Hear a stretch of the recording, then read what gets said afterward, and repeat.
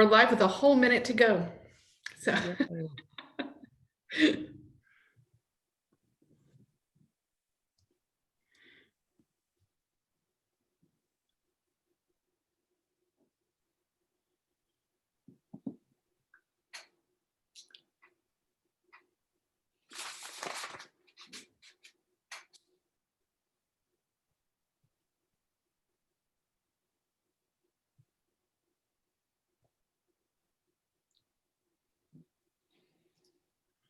All right, I've got 6:30, so I'm going to call the October 6th Oxford City Council work session to order. Ms. Eaton, will you please call the roll? Mr. Bracken? Here. Mr. Ellerby? Here. Mr. Prithridge? Here. Mr. Snavely? I'm here. Ms. Southard? Here. Mayor Smith? Here. May I have a motion to approve the agenda? So moved. Moved by Mr. Snavely, second. Seconded. Second by Councilor Ellerby. All right, we're ready to discuss our additional CARES Act funding, and I will turn it over to Mrs. Green. Good evening and thank you. I think for the purposes of tonight, what I'd like to do is share my screen and just go through my worksheet, kind of go through what we're recommending, and then have discussion at the end. Does that sound like an okay proposal to you? Okay, I'm going to go a little fast, but hopefully not too fast so that we can have discussion at the end. So give me a moment here to share my screen.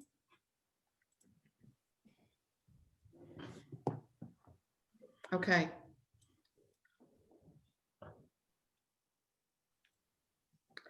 All right, so what I want to start off with is just a quick overview of where we are today.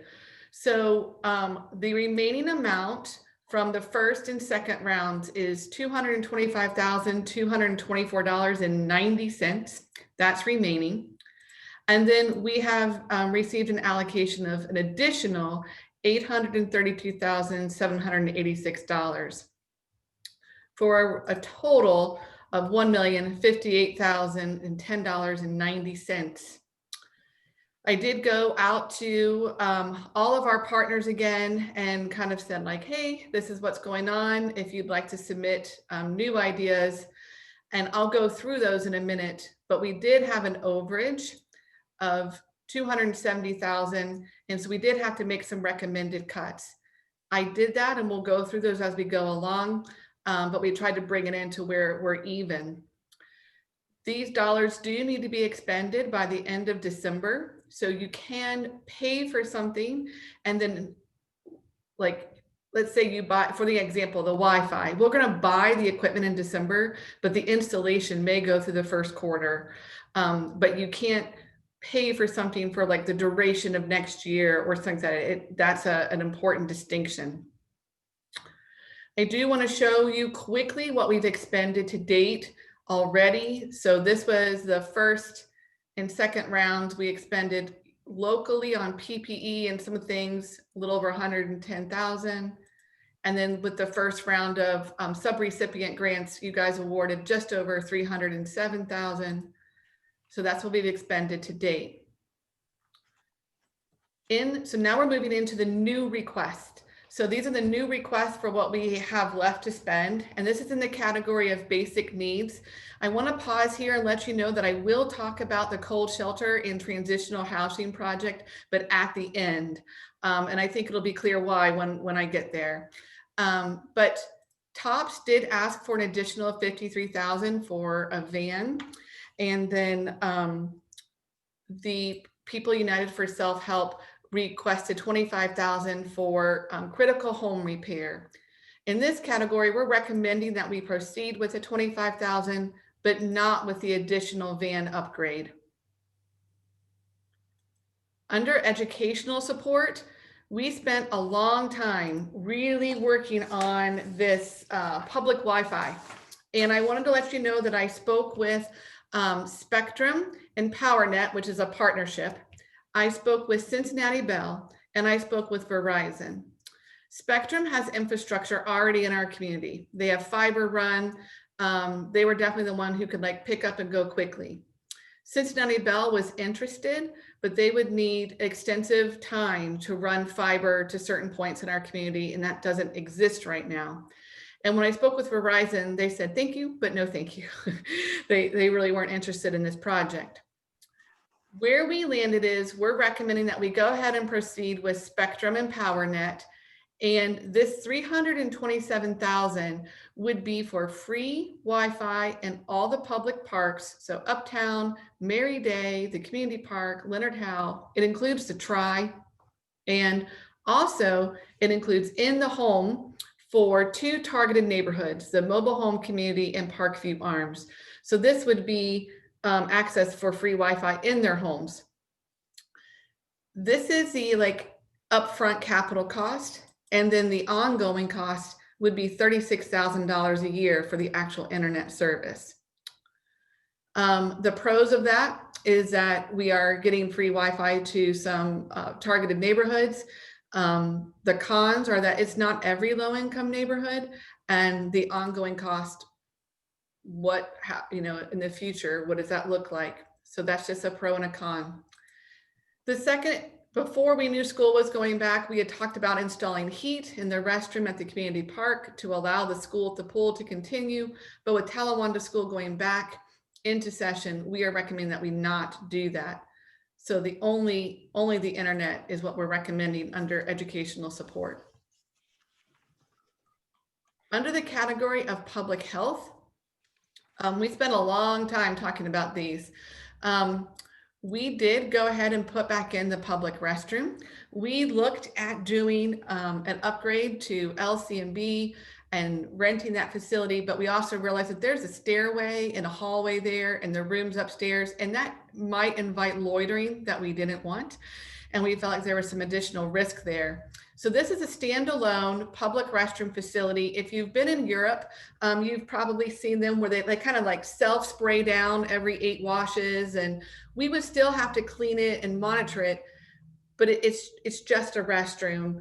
And so we've worked with Mike and his team, and he believes that we could put it in the corner of what we call lot 52, where the farmer's market is. There is sewer access there.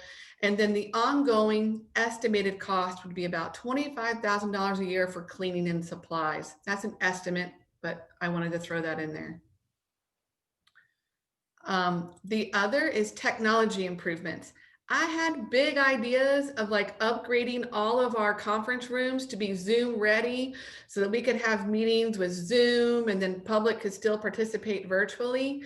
There were a lot of zeros behind that estimate. It was in the $200,000 per room. And I was like, oh, never mind. And so I took that out.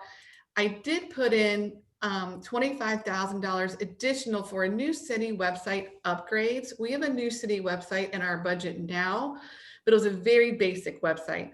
This would allow us to do newsletter integration, calendar integration, just really have a lot of communication tools that we don't have now, and erase a lot of duplication.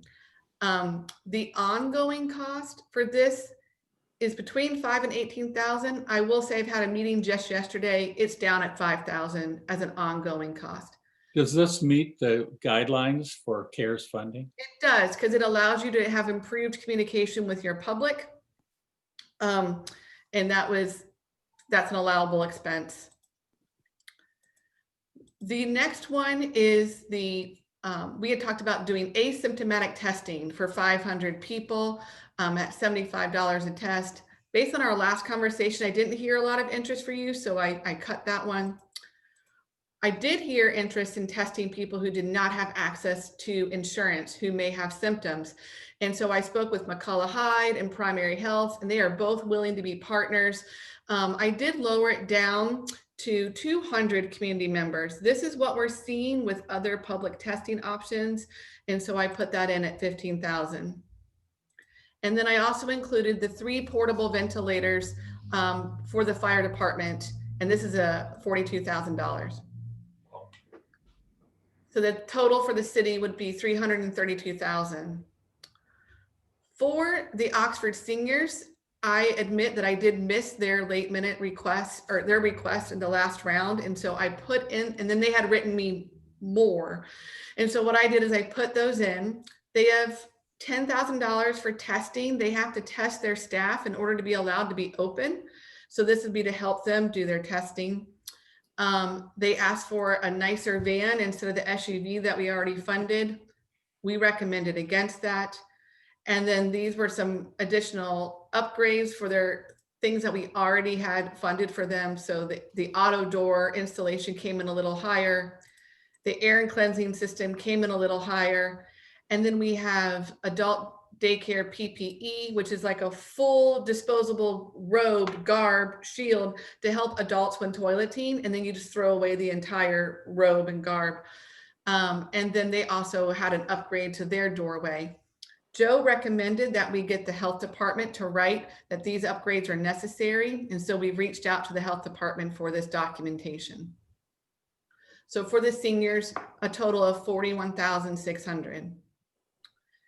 And then finally, under the category of public health is Age Friendly Oxford. They want to do a mailed newsletter. I send out an e-newsletter, but I do not mail it. And so they want to mail it to 500 senior residents without access to a computer. This pays for the printing and postage, and it brings it in at $7,840. So that is the public health category. And then finally is economic sustainability. I'm going to spend a little bit of time on this one. Our proposal is, if you remember way back in late March, early April, you gave $200,000 from the City General Fund to the CIC board for the purpose of the gift card program. And then we now are reselling those gift cards to the general public. And the goal is to try to repopulate this fund to be used for future economic development. It has been a slow process.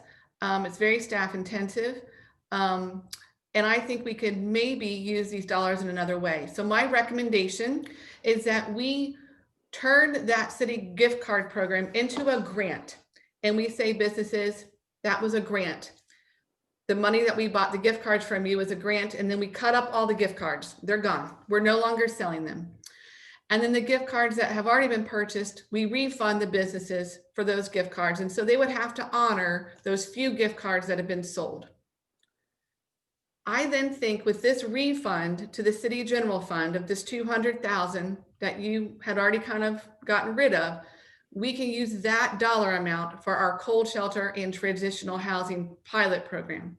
I'll talk about that in a minute.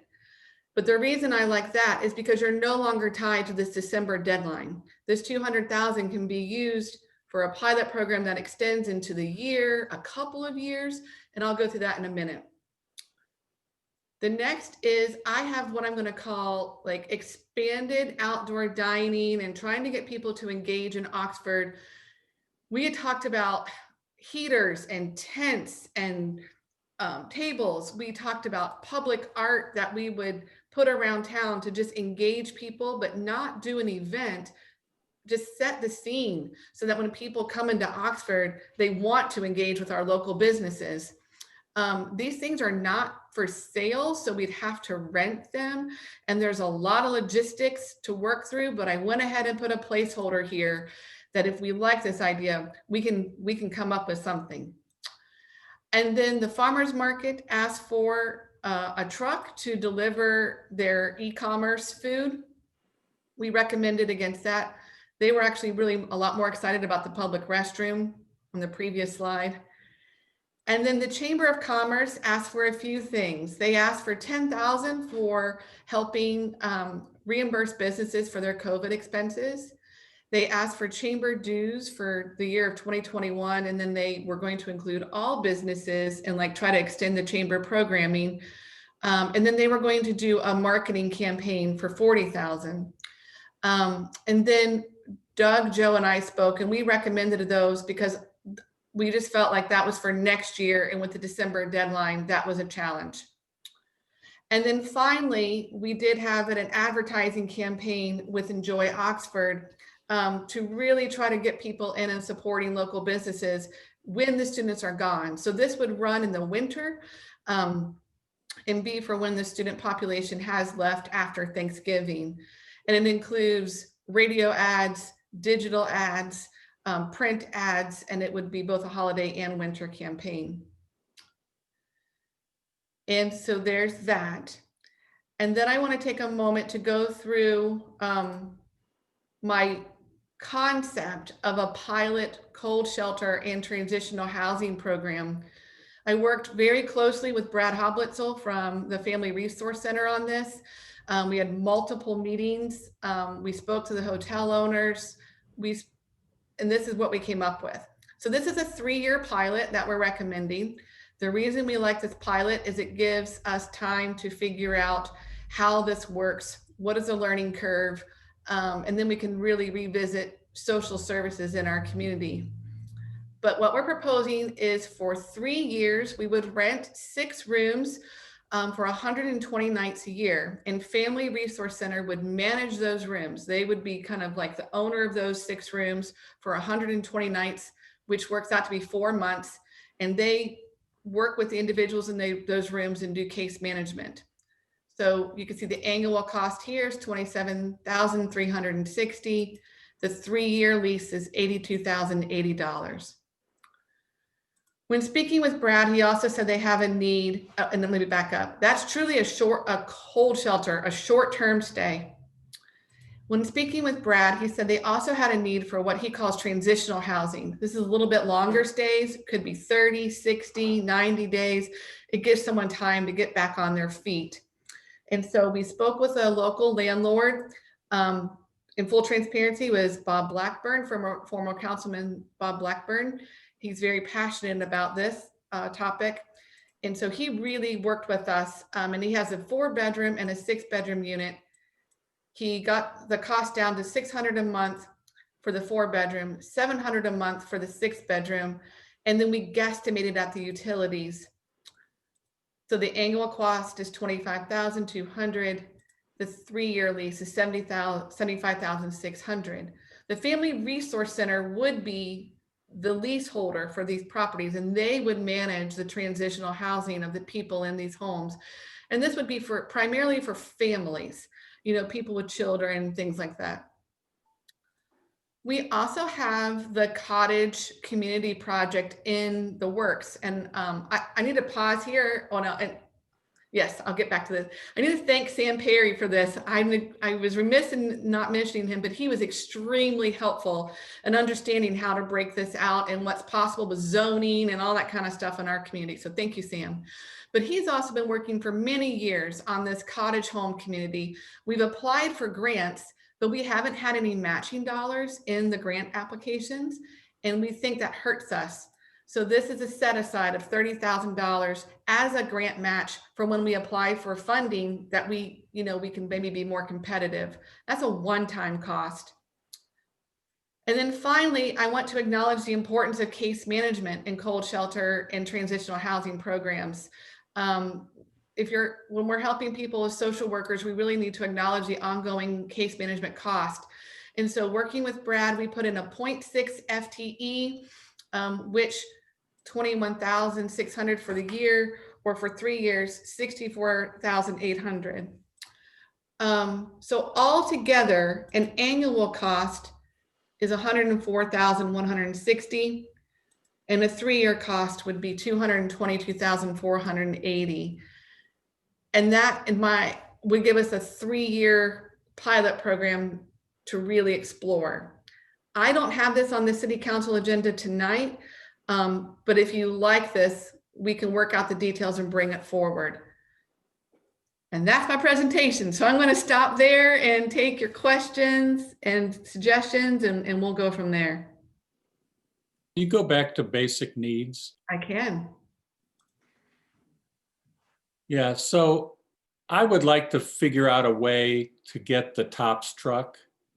I think that looks like a good expenditure, and there were some others that seem kind of iffy to me.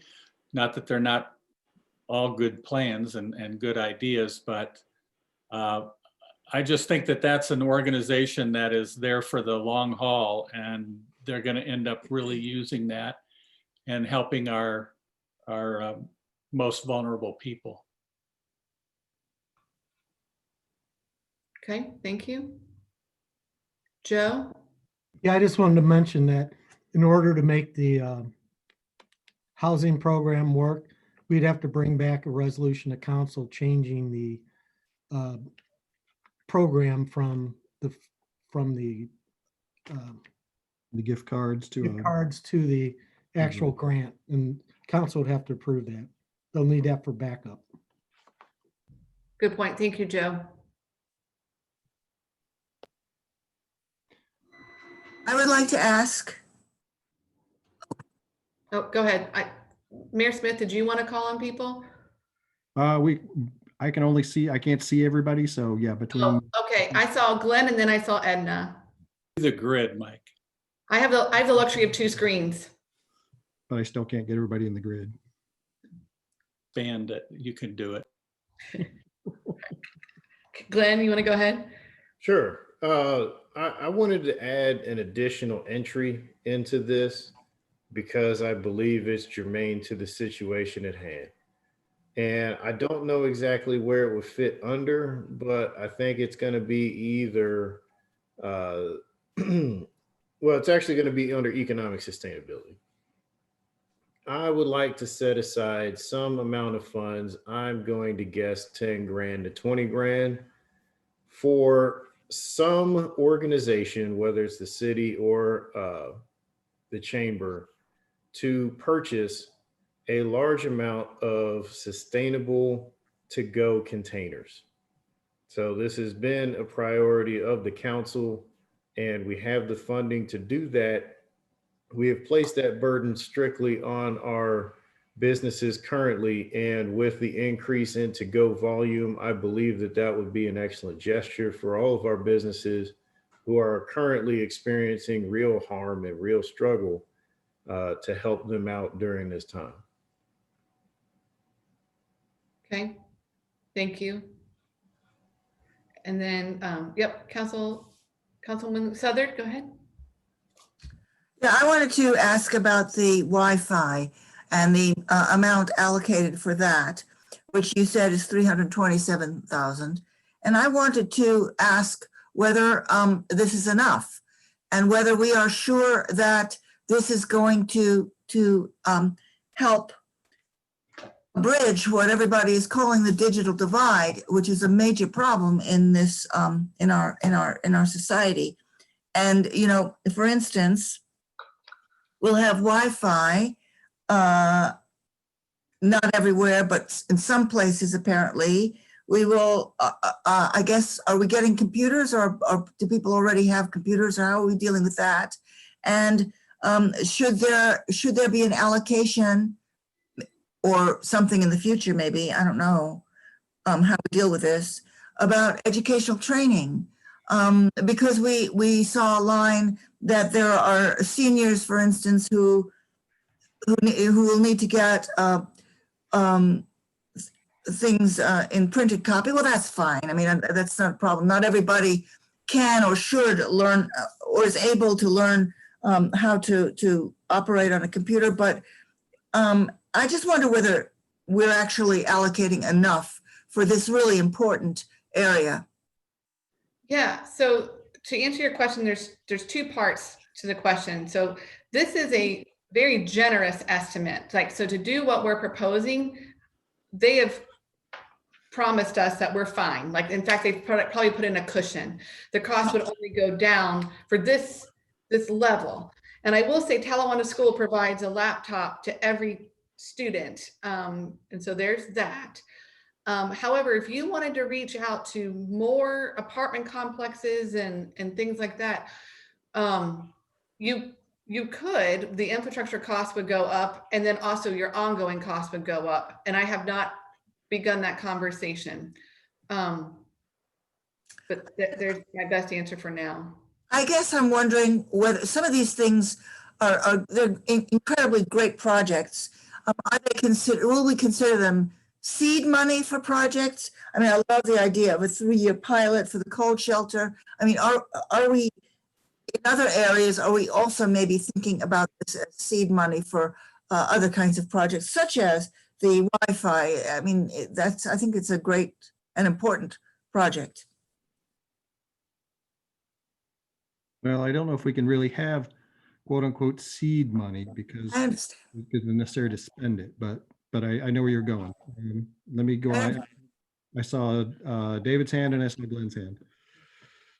Okay, first, just thanks to Jessica and staff for trying to come up with a budget on how to spend the money. And I think it's kind of, it reflects what I think the values that we talked about are. I generally think things look pretty good. I guess I would ask the question whether we have a lot of money right now in economic sustainability, but we're really earmarking most of that for housing or for transitional and the cold shelter. But I do wonder about economic sustainability of our businesses and whether there's not, I just feel like we're not, I know that it looks like in Washington talks on a next COVID package have failed. And there was a very painful business closure this week. And so I guess I would ask the question before we cement these numbers, do we really feel like we're doing all that we can in terms of business support? I mean, I think we're retiring the gift cards, but they were like $2,500 per business, which I'm not sure. And we spread that really widely. I guess this is a question, are there other ways that we could, whether through grants or other things that we could be prepared to help? What I think a lot of business owners are going to be facing a season where they know what this semester was like. They're looking ahead to the next semester. And I think a lot of people are going to get to the point of throwing in the towel if they don't have some help. So thoughts, Jessica? Yes. I looked at doing another grant program where we said, okay, maybe we put $100,000 or so toward another grant program, but we had 51 businesses apply for the gift card program. And so if we did a similar, like even distribution, that's around $2,000 per business, which maybe would help. But then would it help to have advertising instead? I honestly struggled with this. Is it better to do a direct grant to every business, or is it better to do an advertising campaign and hope people come up and spend money? You know, I seek your thoughts. Yeah, I mean, I think that I was happy that we spread the money thinly, but in the end, it was not super impactful. And so I'm wondering more about whether it's a grant program that's a little more, or a loan program that's more targeted for those businesses that are really right on the brink. And so it's not, and maybe there's no way to do that fairly, but I guess my big question is before we cement in all these numbers and we've spent most of this, that we just ask the question, are we doing enough to potentially be ready to assist those business owners and employers who might be really, this could be the difference between making it or not making it. So, and just to think, just while we're on it, I think that Glenn's idea is actually kind of a small one, but I think as a gesture would be impactful. And so there's, if we could carve out that kind of amount from it, I think that sounds cool. So I just wanted to follow up on Dave's thing. I don't think we're doing enough for the businesses. I don't, because they're experiencing real harm. And a lot of the things that we're discussing right now are potential harm. And, you know, like we've experienced losses. We've had multiple businesses already closed. And I'm just wondering if there's something that we can do to maintain or sustain businesses that I don't know if they reach out to anyone before they eventually decide to close like that. I know that's a very personal thing to the businesses, but yeah, I feel like we can be doing more for them, and that's our tax base. You know, like the income that we receive from that payroll tax is what runs this city. Now, there was one more thing that I did want to go and revisit, and that was we did a few events over the summer. For example, closing down the streets for that brick event and the opening of extra sectors on the Oats Trail. And I just wanted to get some dollars towards the support of those things. I don't know if Parks and Recreation has like a gator or a side by side, or like the police office has a gator or a side by side to help with the setup and tear down of those things. And I know that you had some dollars set aside for heating and cooling and tents and heaters and tanks and things like that. And I didn't, I don't want to take any money away from those, but I wanted to add more money into, I guess, a greater category of business awareness events, because I know we have that winter event that's coming up. We have a Thanksgiving event coming up. We're not going to be able to do a Halloween parade like we normally do, but maybe there's another event that we can do to get people out and get people active in the community to help our businesses. And I'm just hoping that we can throw a little bit more money into that pot to try to generate some extra business for our businesses. Now I'm done. Well, I'd like to respond directly to that. I do think we need to do more for our businesses. So I totally agree with that. I think they need more direct help. And so I think tents and heaters and public art and what have we got? Equipment reimbursement for patio dining. All of that is nice stuff, but I think that they could use more direct help. And maybe it is a grant to businesses to help with their payroll during the tough times, because from Thanksgiving on, it's going to be very difficult for our businesses to make it through, and having more advertising isn't really going to cut it for a lot of them. I think it has a questionable impact, whereas a direct grant, just like the government did to try, the federal government did to try and help businesses with payroll, would be a more useful thing, and then it would apply to everybody. There are a lot of businesses that really, they can't use the uptown parks very easily and don't want to. And when the weather gets bad, they're not going to want to, and people aren't going to want to. So I would rather see us do something direct. That's a good point. Here, let me get Doug, and then we'll come back to Jason. And Chantel has her hand raised too. I don't know if you can see. Go ahead with Chantel. Go ahead with Chantel. You're muted, Chantel. You're still muted.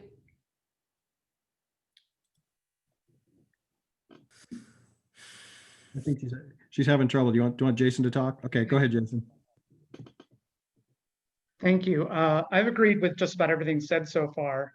And I just want to say, I think this is fantastic. It hits two of the biggest needs that I wanted. I think Wi-Fi at all the parks and two of the most needed areas is fantastic.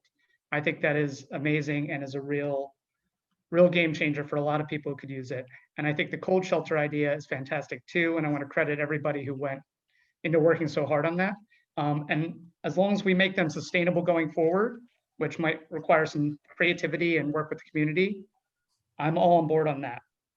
And then I also agree with Bill's suggestion for the TOPS truck, and also Glenn's suggestion. Absolutely, that was never meant to be a burden on businesses, and they had 2 years to get there. But as long as we can help them, I'm all for that. And especially if we can help pick out the most environmental containers, make those purchases, that all makes sense. The thing that doesn't make sense that might be able to help us with business, at least in my mind, I would love for us to have a restroom uptown, but the $250,000 price tag to me seems crazy. I would much prefer that money going into direct help to businesses. And if we could see any way to get there and go without a bathroom at the moment, or find some other means of doing it, that would be great. And I know this has been looked into, but that price tag just seems a lot to me. I'm not sure the value's there. Putting it towards the businesses directly seems like a better option to me. Thanks. Same with the website, I think, on that page.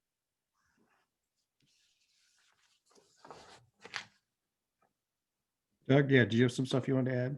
Yeah, This has been a really good discussion, and, as we need to remind ourselves that we have to have this money expended by December 31st. So as we all know, it's going to be a long time before spring semester starts, but that, one of those months falls into the next fiscal year, and we can't spend that money in the next fiscal year as it stands now.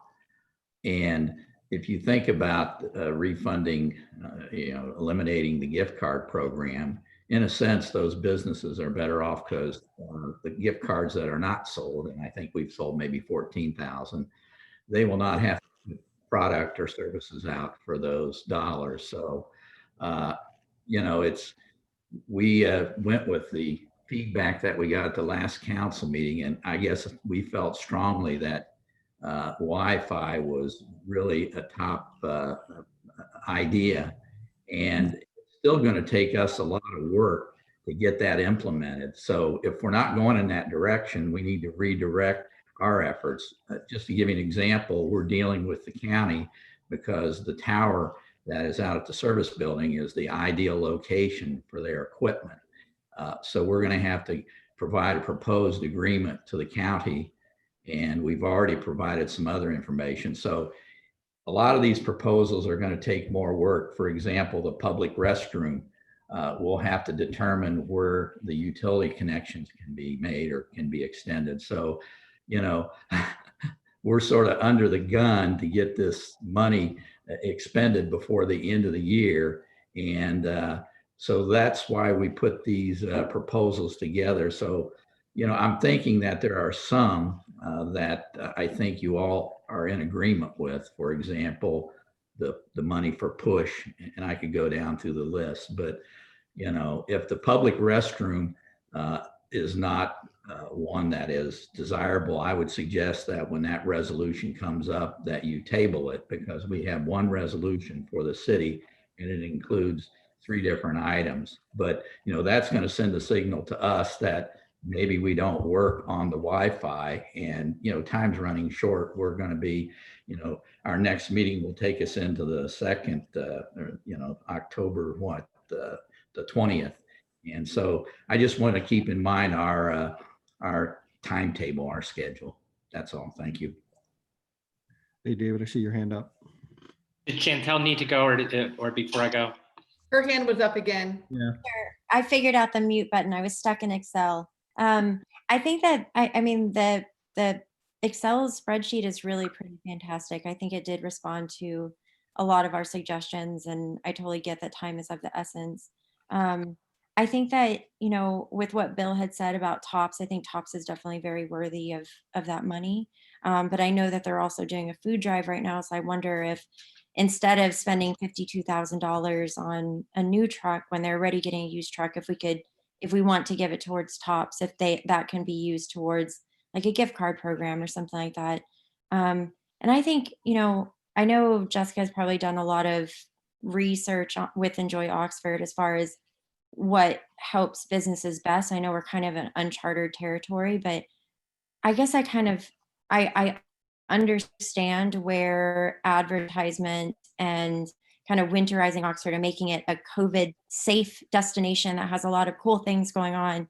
I can see how that would maybe be the more sustainable approach that could help out most businesses in a more sustainable way. So I guess I really like the presentation the way it is, with the exception of what Bill had said. I think TOPS is worthy of the money, but I just I don't know if $50,000 is necessary for a new food truck. Maybe they could use it in a different way that more directly helps people. All right. David? So Yeah. just so I understand it, I mean, we have to spend things on direct items, but if we're able to kind of redirect, if we can retire the gift cards, then that money is there and it's somewhat flexible for us to spend in the future. Is that right? I mean, we will have effectively spent it in 20. Oh, sorry, Mr. Prince. That's the only category where we'd go back into the general fund, because that's the only amount that we've spent. The other ones aren't from the general fund, so you can't you know what I mean? You can't put it back in the general fund and get flexibility. That's the only example. So I guess what I'm saying though is that money, like we could make a decision in January 2021 how to disperse that money because we've effectively spent it in 2020, so that we're not quite so under the gun on how to spend it if we go in that direction, right? I mean, we will have retired the gift card, but then the money goes back into the general fund. You have some flexibility there for your timing and implementation. Yeah. Okay. So yeah, I mean, I think that of course we all want to do everything. The things where I just like, I look at the big numbers. I think the restroom is a worthwhile long-term investment and I would love to be able to do it. I weigh that against, for example, the Wi-Fi. Jessica, what percentage of the Wi-Fi cost is the direct wiring to those two neighborhoods versus the public Wi-Fi? One moment, please.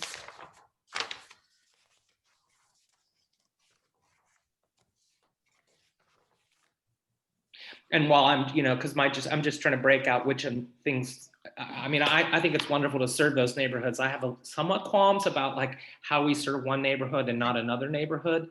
And so I'm just kind of, if we differentiated those costs, what's the relative cost there? The neighborhoods only, Parkview Arms and the mobile home park only is, $239,091 because you're going into the apartments, it's a lot more expensive because you're running wires versus the public Wi-Fi. They're going to put like an antenna on an existing tower and just beam it across town. And they're going to put like a mesh network that then amplifies the signal around town. And so it's a lot easier and a lot cheaper to do. So, and I'm looking at a big pie that we had. And if I look at wiring two neighborhoods alone, that's a lot of money of this pie to dedicate to just when I look at all the other things. And so I think that, if we were to try to balance things, I could put that on the table with other things to trade off because I just think it's, anyway, I think that's a big $327,000, 200 plus of it is just in those two neighborhoods.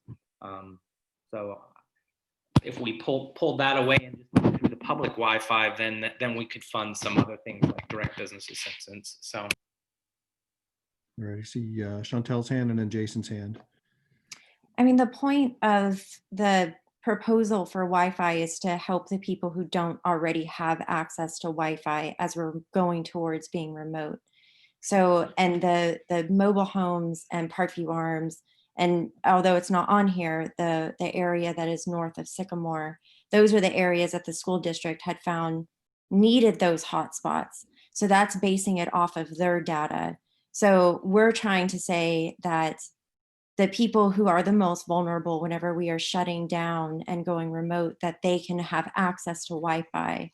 So it's very intentional. And you're also trying to prop up the people who need it the most. That's a point of the Wi-Fi. And on top of it, whenever we say Wi-Fi in public parks, I'm totally on board. I wish we had Wi-Fi all across the city as a public utility, but we don't have that funding yet, or that's not in the works yet. So why would we ask someone, especially in mid-December, if they are having to go remote school, tell them, hey, just go up to the park. Just in the park, you have free Wi-Fi up there. So the point is to have these children and these people who need to work and go to school at home to be able to sit in their living room or their kitchen table and use that internet. So I strongly defend having those neighborhoods who need it the most to try to help them. And I'm torn on the public bathrooms. I know that's a need. I know that is probably something that I know the farmers market it could benefit from. I know Enjoy Oxford has been pushing for that too. It is hard. I would wonder if businesses, if we ask them, would you rather have a public bathroom versus having maybe grant money or something that is winterizing Oxford or making Oxford just all in all a more attractive destination. I'm curious what that answer would be. May I, Mayor Smith? Yes, go ahead. I want to say I love the public restroom because I come from Enjoy Oxford and I love it. But if we take, I'm just going to toss an idea out. If we take that $250,000 and instead put it toward direct grants to businesses, and we use the same number of the businesses that applied for the gift card program as a basis, that's a $4,900 grant per business. So that's a lot more than, the 2,000 if we did, like, if we cut all of the economic sustainability programs, like if we cut all those and gave those, that's like 100,000. So that was like a $2,000 grant. But here's my challenge for tonight that I want to outline is we have all these resolutions ready for you. And so we can table them and come back to it on the 20th for certain of them, but then it gets to be like, whew, it's getting tight for implementation. The other is I'm just maybe going to toss it out. If you like maybe switching the public restroom for a grant, we could amend the resolution and proceed, because that's a pretty easier switch versus I don't know. It doesn't address tops though. But it's a quick switch if you wanted to do something like that. Jason? Yeah, I would love that. In fact, I think we could, take 50 or something close to that from that, do the rest in grants, but give that 50 to tops. And also include in there Glenn's suggestion on the containers as part of the business thing. I would love to see that. And going back, I was going to say pretty much exactly what Chantel said. It's needs-based that we're focusing on those areas. And in fact, I would rather serve those areas specifically than the parks if I had a choice between the two. And it wouldn't be close, because I think the need is a lot more in those communities than the available parks we have. Thanks. Edna? I agree with that. I mean, I think that spending the money on Wi-Fi is where our efforts should go, because we have a big problem nationally and here with a digital divide. And I think that, everything we can invest into that is really good. I also really favor this idea that you've mentioned about, direct grants to the businesses. I think that's terrific. And I think we should hold off on the restroom. I know it sounds like a great idea, but I see that potentially a lot of problems, and I kind of like to know what the security issues might be and how we would deal with that. And yeah, I don't know, I just see a lot of problems with it. So I think that this is great. I'm so glad that we're working towards spending this money and using it well. I'm less convinced about the van for tops, because I know that people get a lot of foods that are in fact not perishable. That in fact people get very little that is perishable, and I don't really, I don't really understand I don't really quite see the justification for that when we are talking about so many other needs. Mayor Smith, we've got about 15 minutes before we council. do. So let me grab Mr. Elliott and then Mr. Bracken and see if we can come up with some consensus. Okay, I'll be quick. Basically, we have 6 resolutions on the agenda. And the first one is for push, and that's 25,000. I don't hear anyone speaking against that. It's not a large sum of money. The second one is to the Oxford seniors. I won't go through all the things that they want to do, but that's not a big sum of money. I didn't hear anybody speaking against those. The third one is the age friendly, where they send out newsletters. And I think we want to do that because there are a lot of seniors that don't have the internet. So there's those 3. And then the next 2, the first one has to do with the Chamber of Commerce. Now, it's not a large sum of money, but it would address helping the businesses. And then number 5 is Enjoy Oxford. And that's also intended to help the businesses with advertising. So I don't know, I guess I'd like to see council in the meeting pass the first 3, hopefully pass the next 2, and then we'll deal with number 6, which is the lion's share of the money. And, I'm hearing different things, and maybe we schedule another work session to sort that out. Just a thought. Okay, here, I think I get Jason, and then we'll come back to David. So I'm not sure, but I would guess we have more consensus than we think. Edna seemed to be behind a lot of the ideas that I suggested and how maybe we don't need the restroom, but we put that money towards business, and everything else seemed to be pretty solid maybe. So I'd like to test that rather than just sign off on half of it. We can do it all today. And I was just going to say, and I've done some work with Tops, and I know you have too, but I've actually been making a lot of deliveries of perishable foods to some of the communities we're actually talking about tonight, weekly, sometimes bi-weekly, and there's a lot of stuff that needs to be refrigerated and or heated, and food truck would actually help there. But I will say that I also wouldn't mind, like there's so much need that Tops helps with. If that money went to some other service that Tops provides, I would have no objection to that either. I think we got to give some credit to Tops for identifying what their greatest needs are.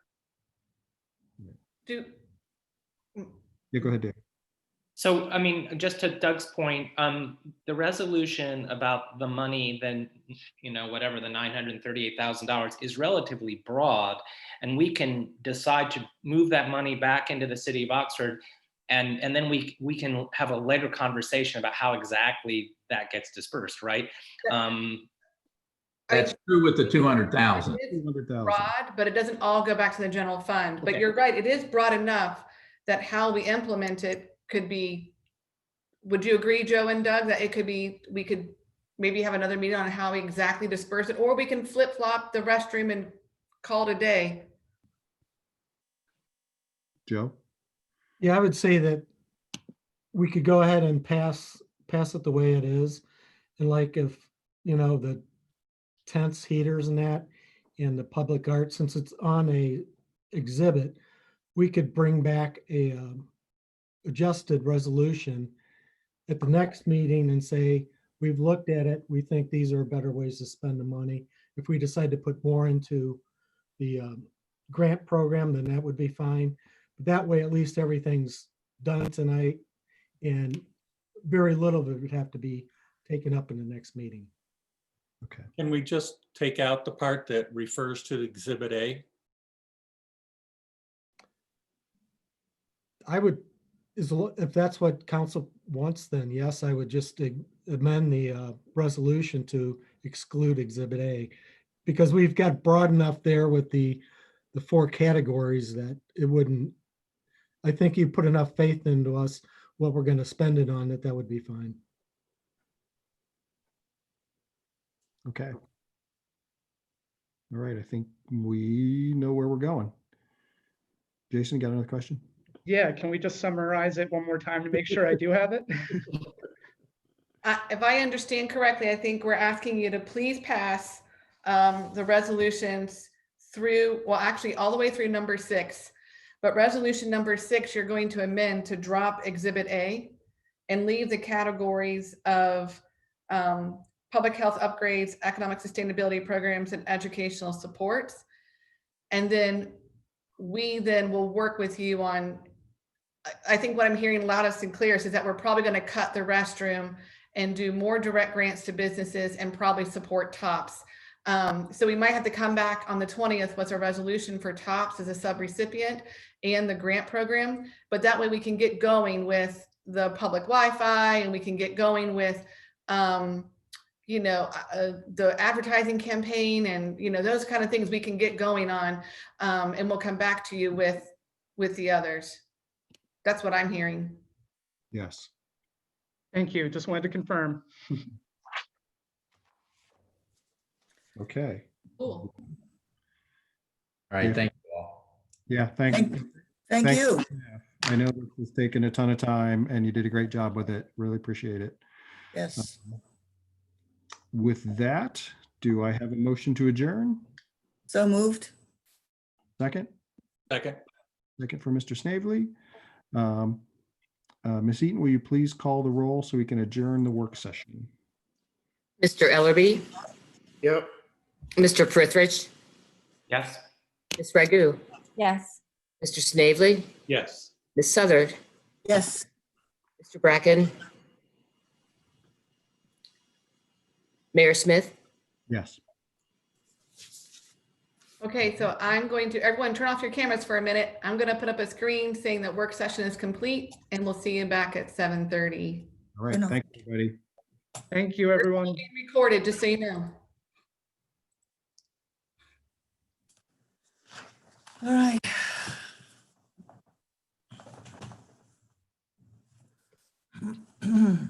Mike, can I just ask a question, or Mike or anyone on staff?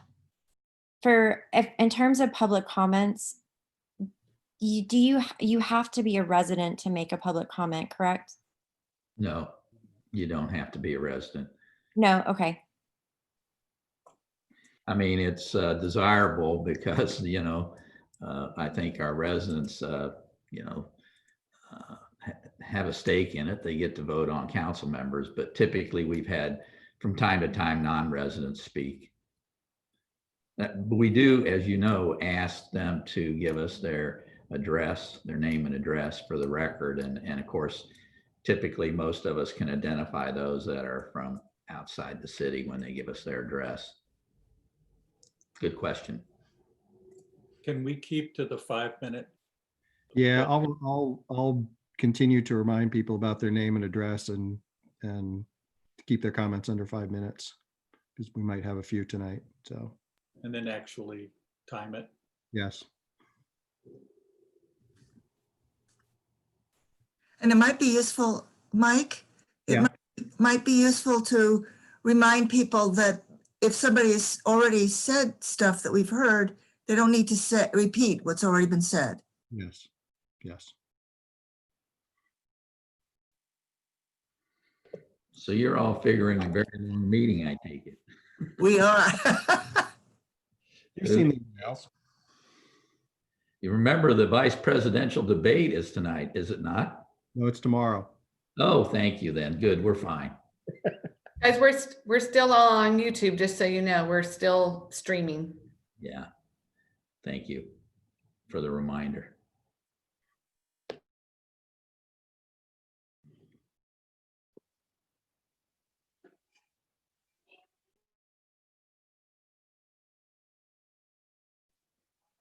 Hello, Mr. Mayor. Hello, Mr. Kennard. I'm here and ready to start when everybody else is. Okay.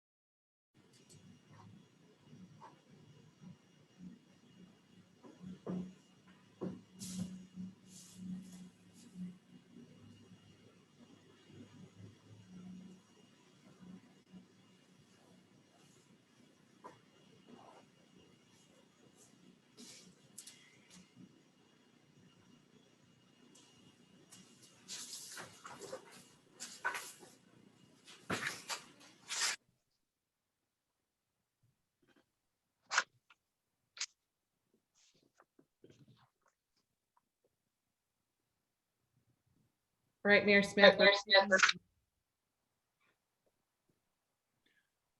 Okay, was that just a weird echo on your part?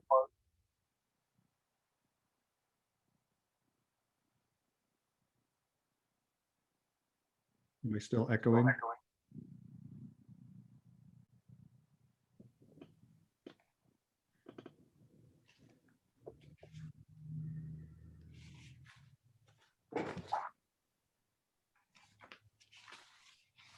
Are we better?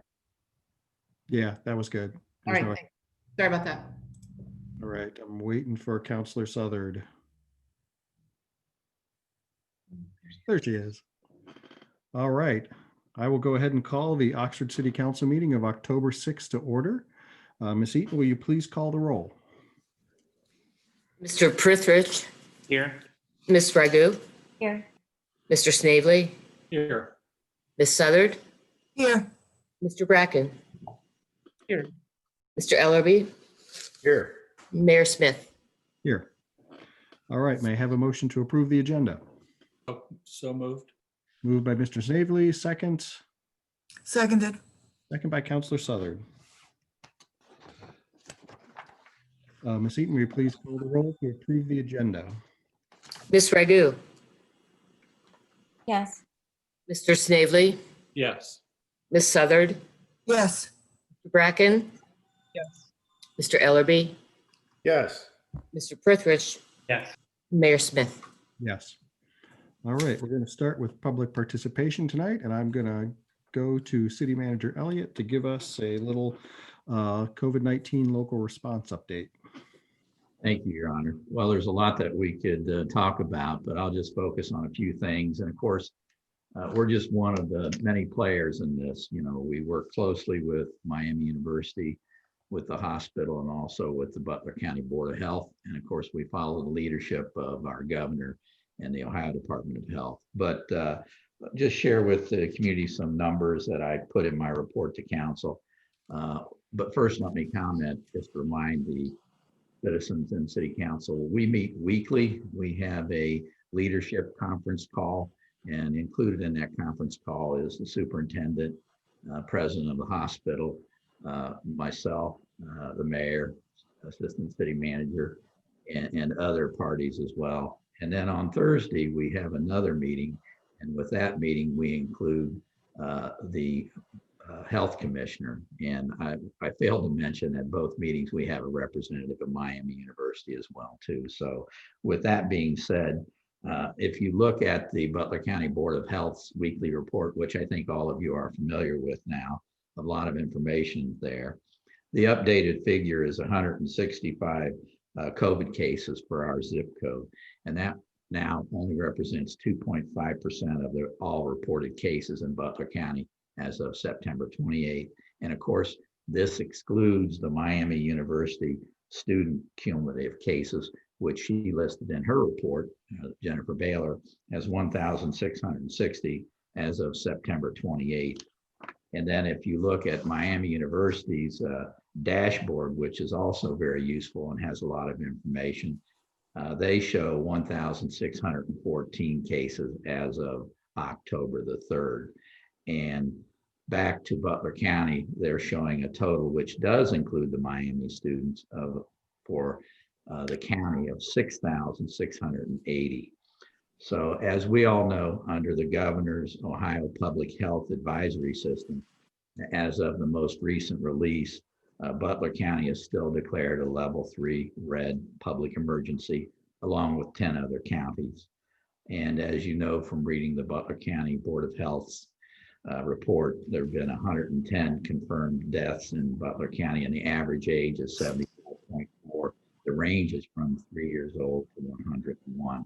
So now each week, more frequently, I should say, than each week, Mike Everett sends out a report of the COVID cases, tests that have been run.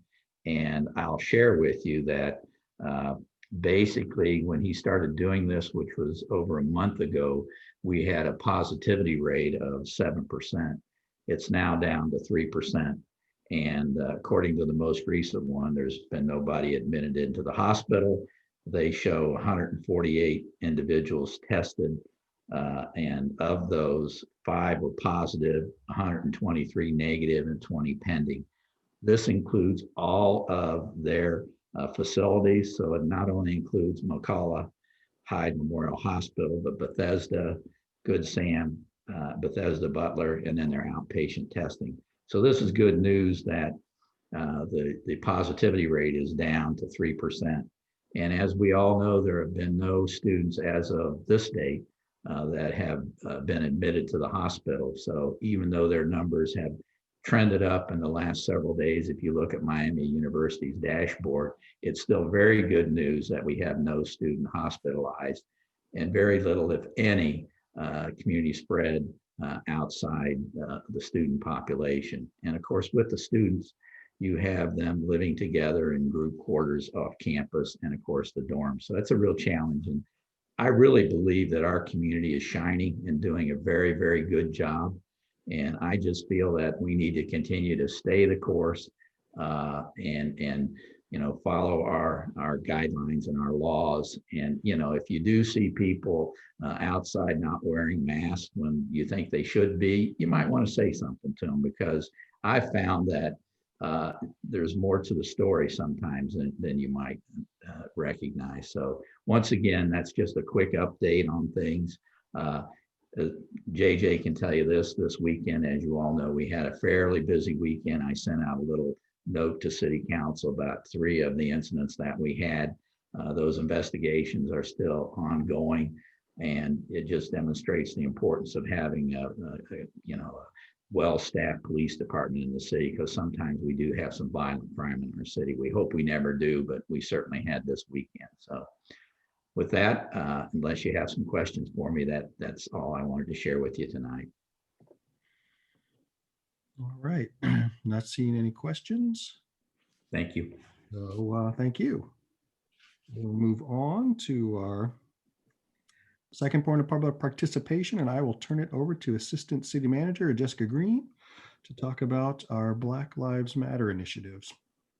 Yes, thank you. I'm going to share my screen with you. Okay. So tonight I'm going to present our proposed responses to the requests made by the Black Lives Matter Advocacy Group. These recommendations of the Black Lives Matter Advocacy Group and our proposed responses have been discussed and reviewed by the Police Community Relations and Review Board. So they've been through discussion at PCRRC, and tonight I'm bringing them to you for your feedback. So with that. So their request number 1 was to require comprehensive reporting. Specifically, they wanted to see pedestrian and bicycle stop data collection. Currently, this data does not exist, and it's not a part of our data collection tool that is used by our police department. So our next steps with this first request is to develop a data gathering process. So we've currently started gathering data on traffic stops, and the police department is forming a committee to examine how to gather this additional information requested by PCRRC. And then we need to apply that process to then pedestrian and bicycle stops, which are sometimes called field contacts. And then our goal is to really start this data collection in January 2021, so that at the end of the year, you have a full year of data. So that's our proposed response to their request number 1. For request number 2 is to remove barriers to reporting police misconduct. Specifically, they want it to pass out business cards, or police officers to pass out business cards with instructions on how to file a complaint with the PCRRC. Just to kind of show you in context, this is our current business card.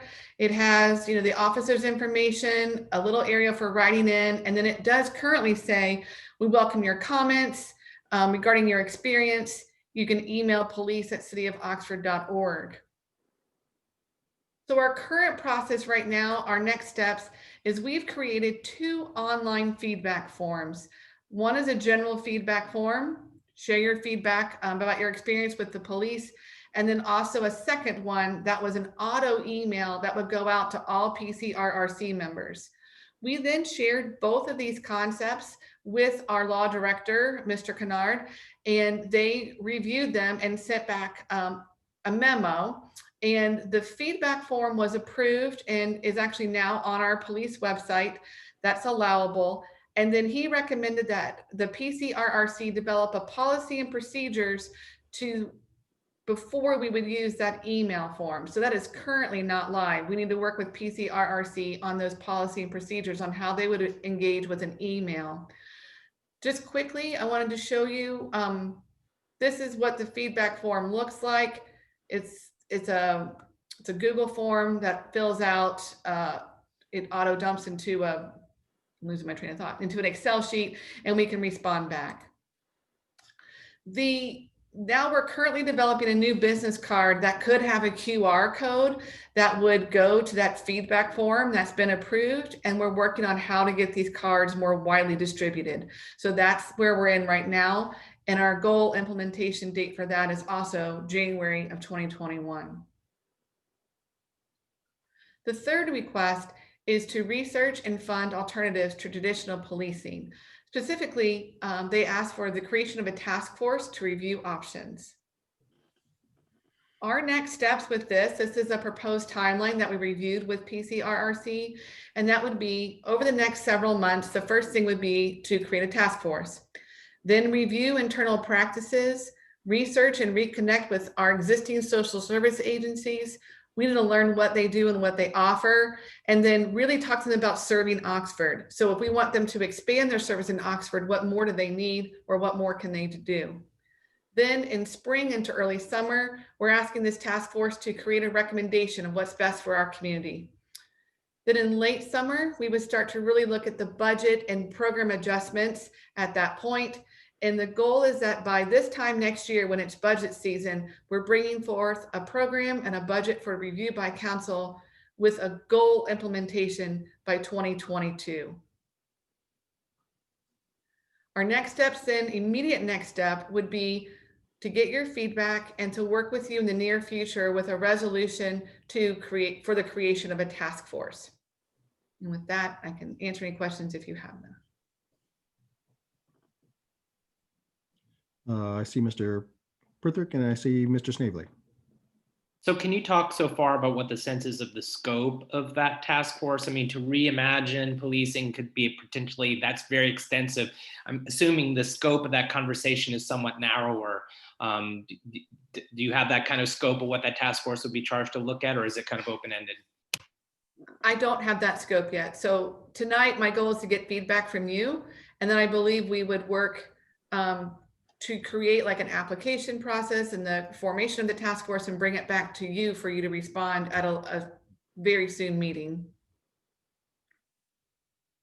Okay, I'm up. Yep. Okay. I think the first two are no-brainers. They seem pretty clear. The task force seems a little fraught with danger. Who do we put on this task force? I'd like to know what the police department's view of the task force is. I think our police chief already gave us his recommendation, which, you know, I take his lead on this and the police department's lead. I think ultimately we need to judge our police department based on their behavior and their record, and not necessarily that of other police departments elsewhere. So I'm really interested in what Chief Jones has to say about that. And I would like to know what level of support there is among the police department, because I'm really torn on the issue, and I'm torn on who would be on this. And I think that's a very difficult decision, because who you put on it will affect the credibility of it and its likelihood for success. And frankly, I trust Chief Jones to do this if he is so inclined.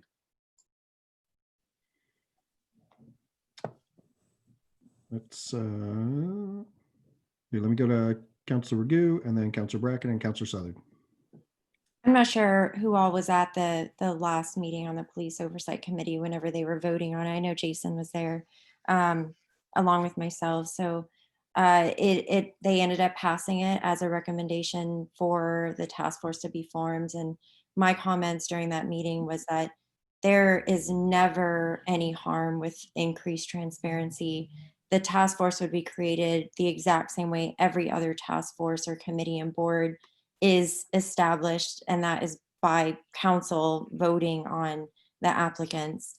And I spent some time reading Martin Luther King Jr.'s letter from Birmingham whenever he was in jail, and how he was talking about an injustice anywhere is a threat to justice everywhere.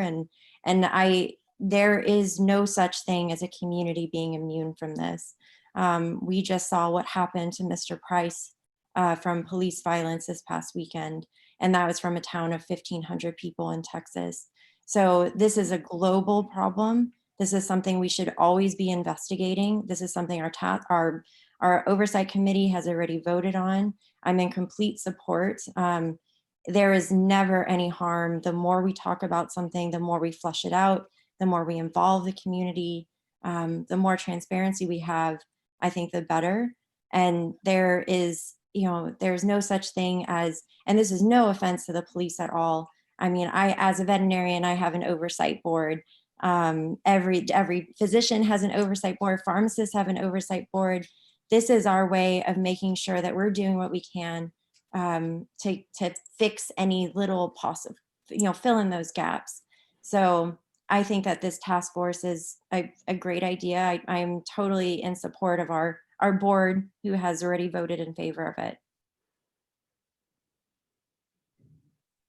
Who did I have next? Jason, and then Edna, and then Glenn. Yeah, I don't have too much to add because I agree with everything Chantel just said. I'm a little bothered that we're hesitant to. It's not even about policy yet. It's about the task force to consider policy. So if we can't even get there, that's troublesome to me. And I think that good policy is good policy regardless, right?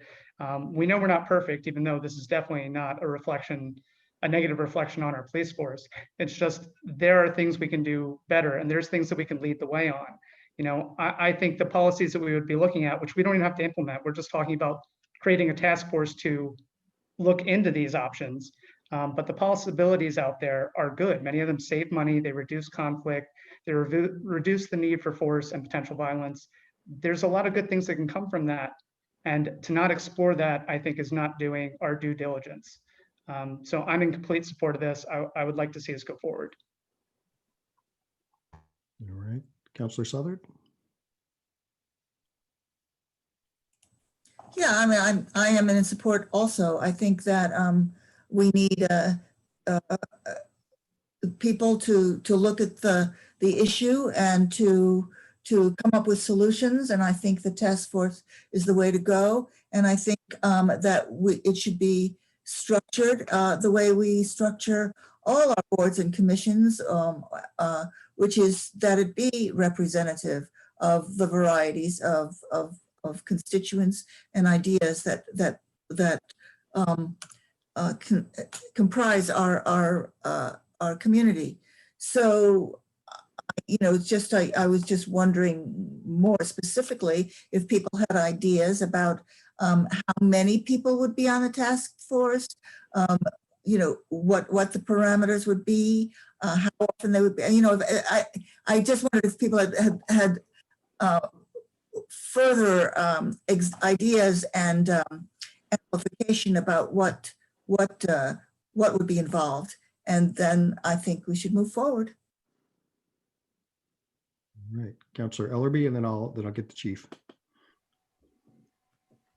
Yeah, so I agree with the statements that have already been presented on what I would consider philosophically both sides.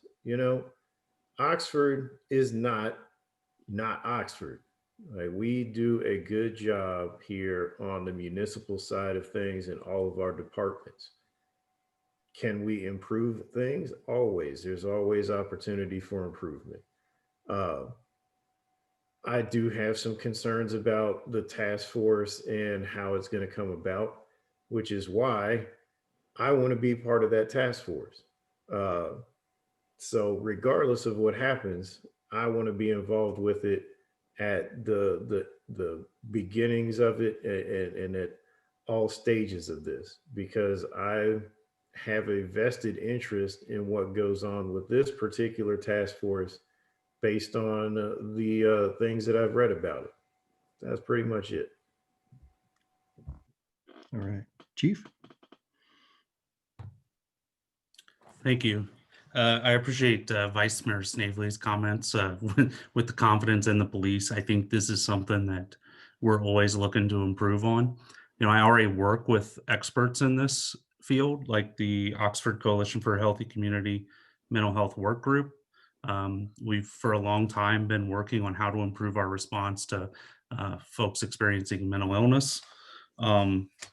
And you know, we've partnered with social workers and treatment advocates over the years. So this conversation, you know, I know it's not meant to be offensive, Ms. Ragu, but you know, I don't look at this conversation as police violence and preventing police violence, because our officers know when to use appropriate force, and a social worker with them is not, I don't think, is going to prevent some sort of police violence. If there's force being used, then our officers are going to know how to do it appropriately. So I think that's where officers and resistance gets on our heels, is if this task force is going to be a political push, because it started as a defund the police movement. And I appreciate what Black Lives Matter Oxford has done and made it very specific to Oxford. But that's where we just want to make sure. I think there's no harm in studying it. I see this, you know, I'm not viewing it with the view that this is, we're trying to replace police officers. I think there's a definite need for policing, but we're always trying to connect with social services, and sometimes we don't get that support. So if this task force can be put together, and we can then take testimony from different officers who've had different experiences, take testimony from folks who are experts in mental health, take testimony from the social service agencies in Butler County and what they can provide to us. And then this task force come back to council and make these recommendations. You know, does the city want to get involved in providing social services? Or is there some sort of model that we can implement that will improve service for all community members? So I'm not opposed to the task force, as long as it's not politically motivated, as long as it's not pushing one agenda, as long as it's representative of you know, the community, and also has experts on it who know, you know, how, you know, about police response to mental health situations. I think our officers do a tremendous job responding to situations where they're asked to provide some sort of social services or make connections. Definitely when they respond to calls involving someone who's experiencing crisis, or is suicidal, or going through something. So we do a great job with that, but we're always looking to do better. So if this is a community need, if it's truly a community need, then let's you know, then having a task force to study it. You know, I'm certainly not opposed to it. I think I could see, you know, different, you know, we can talk about how it's made up. I think, you know, obviously, I think I would have a seat on the task force. We would have some elected officials, I think some PCRC members, you know, and then they would take testimony from different people and see what the needs are. So that's just my thoughts. Thanks, Chief. Councilor Ragu? I think David had his hand up if he wanted to go first. All right, Councilor Prither? Oh, thank you. So I guess to me, it comes down to what the scope and the charge of the task force is. And I'd like to have a conversation about what that is. And in part why I think that's important is because I keep hearing from two sides of the community two what seem like diametrically opposed things.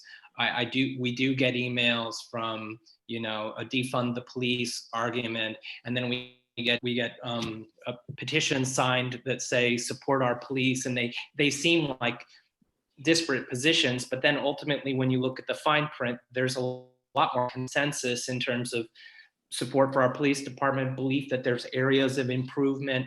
And so I would like to have some kind of consensus about the scope, because if it's an open-ended conversation, you know, if what we're talking about is how to improve social services or those kind of targeted things, I feel a lot more. So I guess I would support the task force, but once I see what it's charged to do and who's on it, because I am concerned about, you know, I feel like I don't want to try to fix something that's not broken. I want to improve upon something that I feel is working very well in the city of Oxford, and so I want to go through this carefully, and I would like, again, that it be a consensus where the police can recognize their areas in which its work is hard, and it would like, maybe there's some other way to do what they do, and that the ideas come as much from them, help us solve a problem, than the community saying these are the problems we think you have and we're going to solve them for you.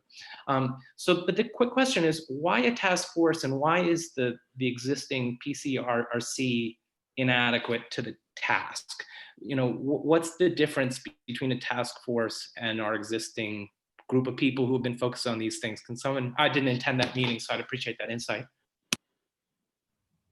Yeah, let me get Chantel, and then we'll come back to David's question. If there looks like Doug might have an answer. I'll start with just responding to David's and then kind of go into some of the other thoughts I have. Did everyone have access to what the actual proposal said? And did you read it? Because if you weren't at the meeting, you know, it seems like there might be some confusion about what the actual proposal is. So I'm hoping if we can maybe have that passed out to council, so that everyone can read it, because it seems like there's a lot of confusion. And then the other thing, as we talk about this, I keep remembering quotes of different things that people have said. I mean, the social worker, I can remember Chief Jones, even whenever he did his presentation about all the training the police have done, I remember him even briefly mentioning how there are different police departments that have social workers. So I'm very excited that this is something we can see eye to eye on, that there is added value to having social workers. That you mentioned in a meeting, you know, 2 months ago or so. And then I think about a quote that Ms. DeLong, one of the oversight committee members, had said, that it's not within the purview of the police to deal with, I don't know if she was talking about homelessness, or I'm not sure exactly what she referred to. We're not going to wrest our way out of that problem. The opioid epidemic, we're not going to wrest our way out of that. We know that. Police know that. Everyone knows that. I remember Chief Jones saying in the past, whenever we talked about the protests, I was uptown about sexual assault, his response was, we can't heal sexual assault victims. There's only so much police can do. And I think so intimately about victims of domestic violence and victims of sexual assault. I think about that quote, and I want to know what will heal those people. And then I think about another quote that Chief Jones said in the past that I wholeheartedly, resoundingly agreed with him about. He had said, homelessness isn't a crime. We're not there to arrest people just because they absolutely have nowhere to go. And I completely support his sentiment then and that now.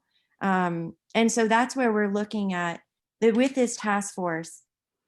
We are looking at, how do we solve fundamental problems? How do we fix the root causes of what ails society here and far away? So we're looking at, you know, in my mind, I'm worried about intimate partner violence. I'm worried about sexual assault. I'm worried about substance abuse. I'm worried about mental health.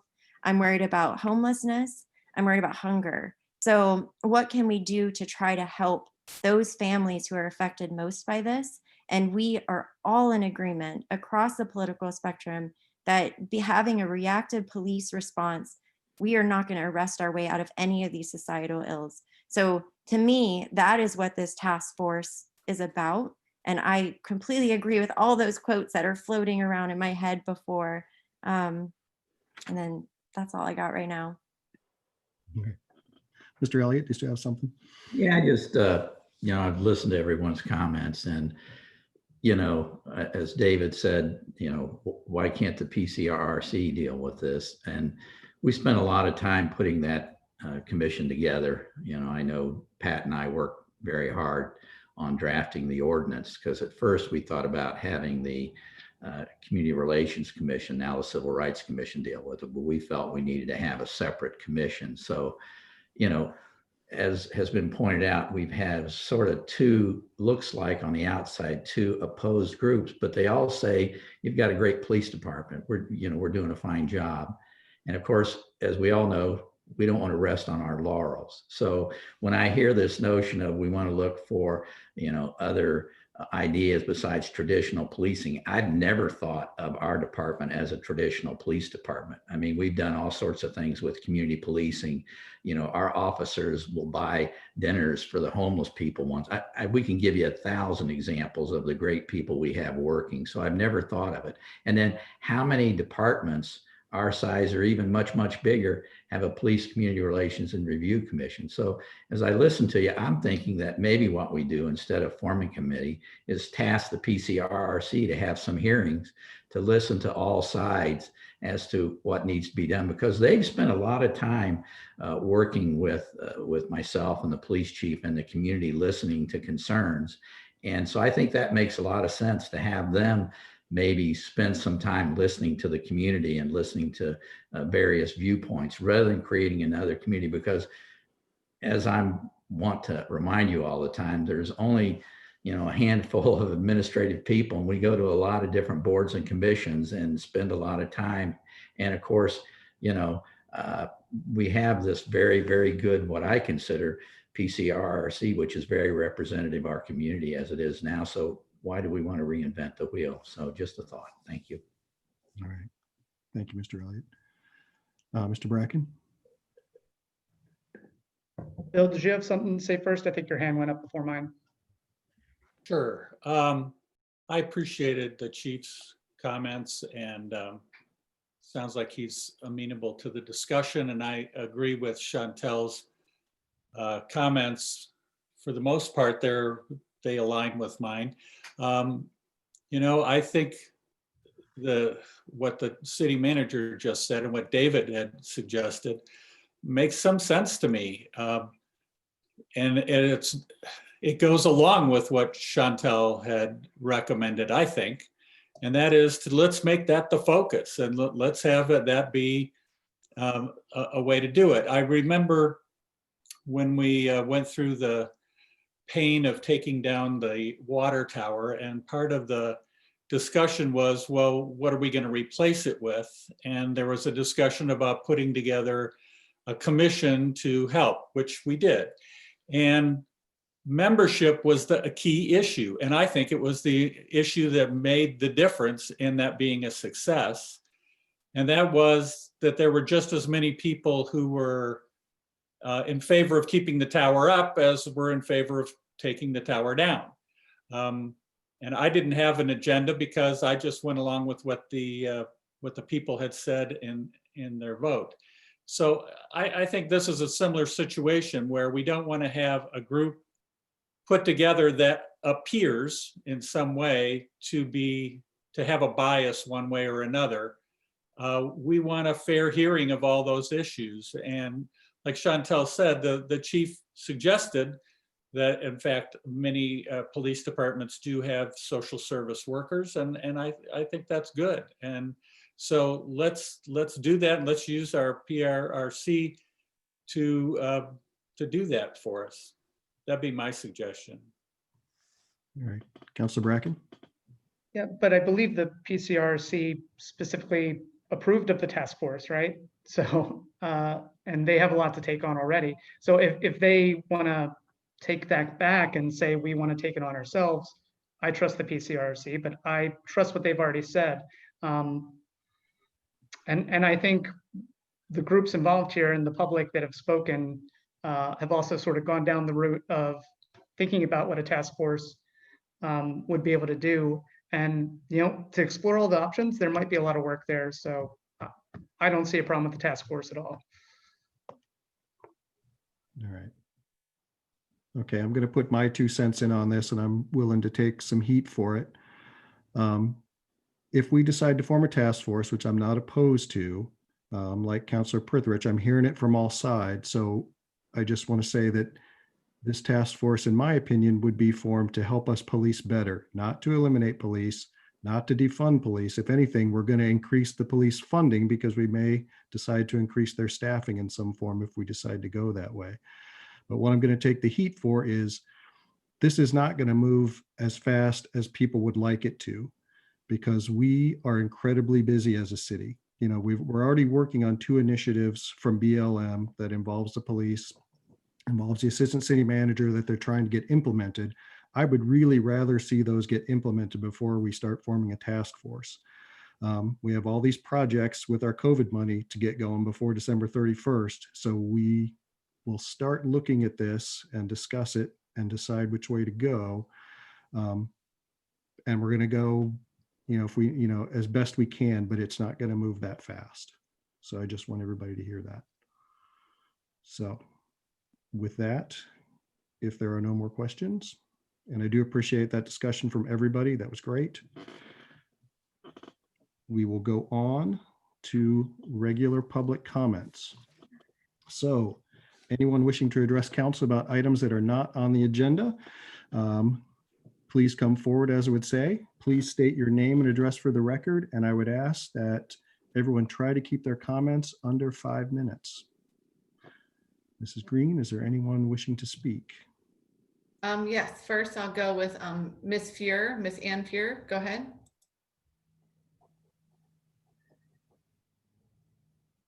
Thank you very much, Jessica. This is Ann Fuhr. I'm the Executive Director of TOPS, Talawanda Oxford Pantry and Social Services. My residence is 1345 Dana Drive in Oxford. I am respectful of the 5 minutes limit, hopefully not too close to that. I did sit in on the work session. I very much appreciate the work and commitments of the city manager's office, particularly Jessica Green, and of city council members. I also appreciate the positive regard that a number of you have expressed for the work that TOPS has been doing for 13 years. We are definitely in it for the long haul. It's a little awkward for me to speak in this context because I'm not intending to disagree with your decision or to argue a greater need or potential benefit from our request in comparison to some others. This is an awkward exercise. However, I will do that in my role as executive director. What we were proposing is, as you know, in round 3, to add $53,000 to the $42,000 that you already approved in round 2, and we are very grateful for that. Very succinctly, what that would allow us to do is move from purchasing a used truck to working with Premier Custom Concepts Incorporated in Cincinnati to customize a new truck that could be used, I think, in several ways. What I'd like to do is first correct perception that was expressed during the work session, and then go on to talk about collaboration that we could engage in with the Oxford Farmers Market Uptown and Ross Olson. I very much appreciate Councilmember Southard's work with TOPS as our board president, but continued support over the years. But what is true is that about 40% of the food that our customers receive is in fact perishable. Fresh fruits and vegetables, meat, dairy, eggs, and that's something that's shifted over the years as we've rescued produce from Kroger, Walmart, and Moon Co-op. We've been able to deliver increasing amounts of fresh produce, as well as frozen meats and milk and cheese and eggs to our customers. So in fact, the refrigerated aspect of this truck would be very beneficial to us. So that's the correction I'd like to make. And then the other thing I'd like to say is that Ross Olson and I have collaborated in the past and will undoubtedly collaborate more in the future. The only way for social services to adequately serve those in need in our community is to increase our coalitional work and our collaboration. And we are doing that and will continue to do that in the future. And then finally, let me just identify the benefits. If we were to share, I think we could easily share a vehicle. I think we could customize a vehicle that would serve both the needs of TOPS and the farmers market uptown. So let me just remind you why we made this request initially, the goals that we're trying to serve, and how I think we could collaborate. We are trying to reach the most unserved part of the population. And granted, I know I'm talking to city council, and our service area is the school district, so we go beyond the city. But a significant majority of our customers do reside within city limits. This is about transportation and lack of transportation on the part of our customers. Inability for some of them to reach the pantry. So we would go out into Parkview Arms and the mobile home park and into the townships to reach our customers. But this is also about increasing e-commerce on the part of the farmers market uptown.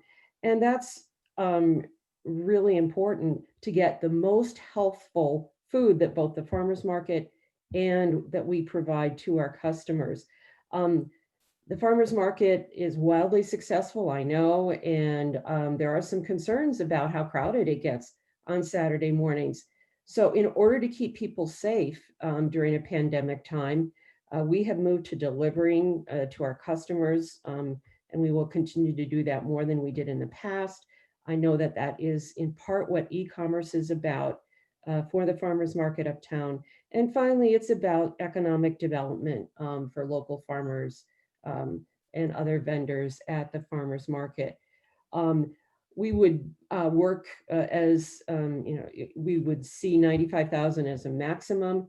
And again, if you can find 53,000, I would collaborate with Ross Olson to make this beneficial, not only for TOPS, but for that collaboration. I think Ross would be open to that. So thank you. All right. Thank you. Okay, next we have, the name is Akanksha, I believe, or Akanksha. I'm sorry if I mispronounced it. Go ahead.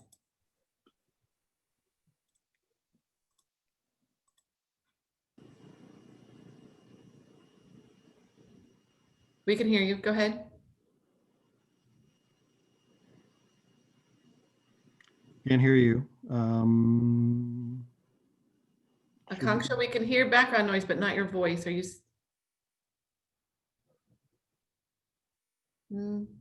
I can't hear any. Okay, we'll come back. Next we have, let's see, we have Mr. Chandler. Go ahead. Can you hear me? Yes. Yeah. Okay, thank you. I'm Justin Chandler. I live at 5928 Thornhill Avenue, Cincinnati, Ohio. But I was a resident of Oxford for 5 years and am still in the PhD program in English at Miami University. So I am also a member of Black Lives Matter and have been really appreciative that City Council is considering the proposals that we presented, but also unfortunately pretty disappointed that there's not already a clear sense among council persons about what this proposal for the task force is actually supposed to be. And I partly blame myself for that, but I'd like to just take a second to kind of share what that proposal actually was. So when we were imagining this task force to look into alternatives to policing, I think the makeup of the task force for us should include affected community members. It should include representatives from local organizations and commissions that deal with issues of equity and representation. It should include officers active in the field who can speak directly to the problems that officers face and the gaps that they are unhelpfully forced to try to fill beyond the training that they actually engage in.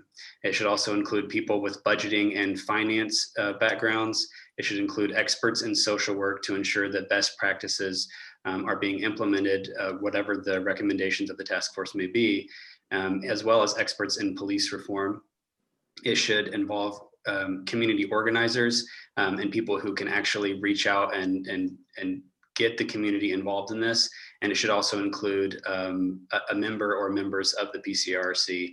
But at no time did we think that the PCRC should be tasked with this task, the job of overseeing this task force, simply because it is going to be a different kind of work.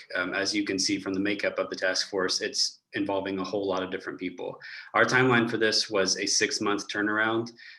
We imagined a sustained research phase that would involve local research of current institutions serving Oxford, because we know those are out there. We just want to make sure that they are getting the help they need from the city, and that they are actually accessible to people, and that people know them just as well as they know the number 911, right?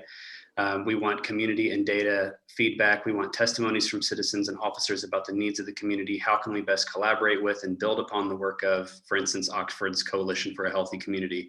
What other services are already offered to Oxford? Which of these include social workers already? And how can we ensure these services are not only enhanced, but made more accessible to the citizens?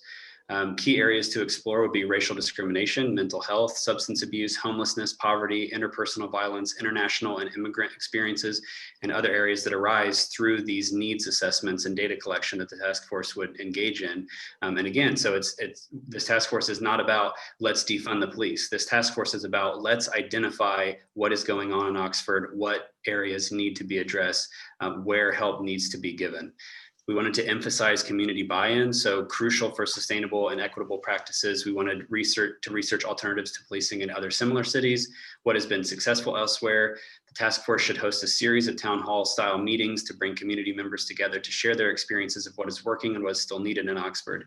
The task force should also ensure that community input is made as accessible as possible by providing a phone number with a voicemail attached to leave a message, because we understand some people can't join a Zoom meeting, some people can't show up in person, some people can't make a call at the right time. Some people can't access the internet. So trying to make as many possible avenues for community feedback was really our primary goal, because as I've been saying since July, what we want in Oxford is more community involvement, more transparency, more equity, more inclusion, and a greater sense in this community that we can be heard.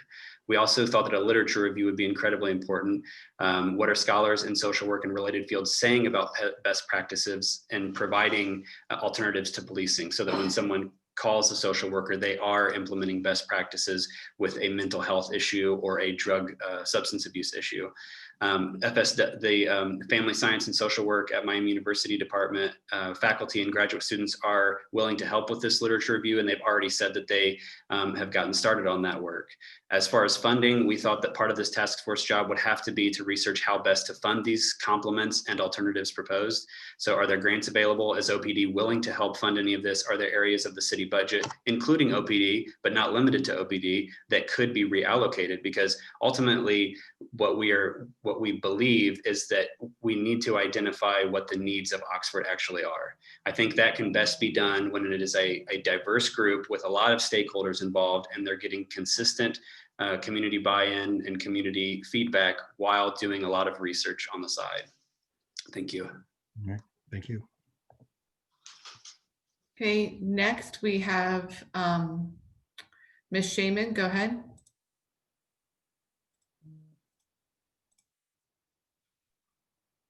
Well, I have two issues I want to comment on, following up on the previous meetings work regarding Airbnb. I'm very appreciative of the work that's been done, especially that it consulted those who choose to put their homes on Airbnb.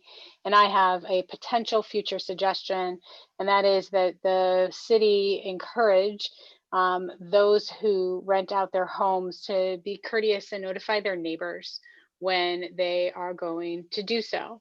For safety reasons, for noise reasons, just to be aware of differences in the neighborhood.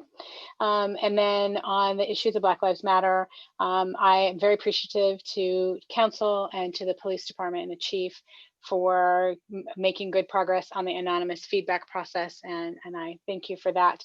I agree that it is helpful and forward moving to have a task force to take advantage of all the work that's already been done, but take it steps further, as was so articulately said by the prior individual who commented. I think that this helps Oxford be proactive rather than reactive. We know what it's like to live near institutions that are often reactive, and being proactive can very much be a benefit to all of us. And that way we can do things in a positive way, in a collaborative way, when we don't feel like people are breathing down our necks. And, you know, God forbid that we have a tragedy in our community. So thank you to council and to the police department and to the chief and to the city and the PCRRC. That's all. Thanks.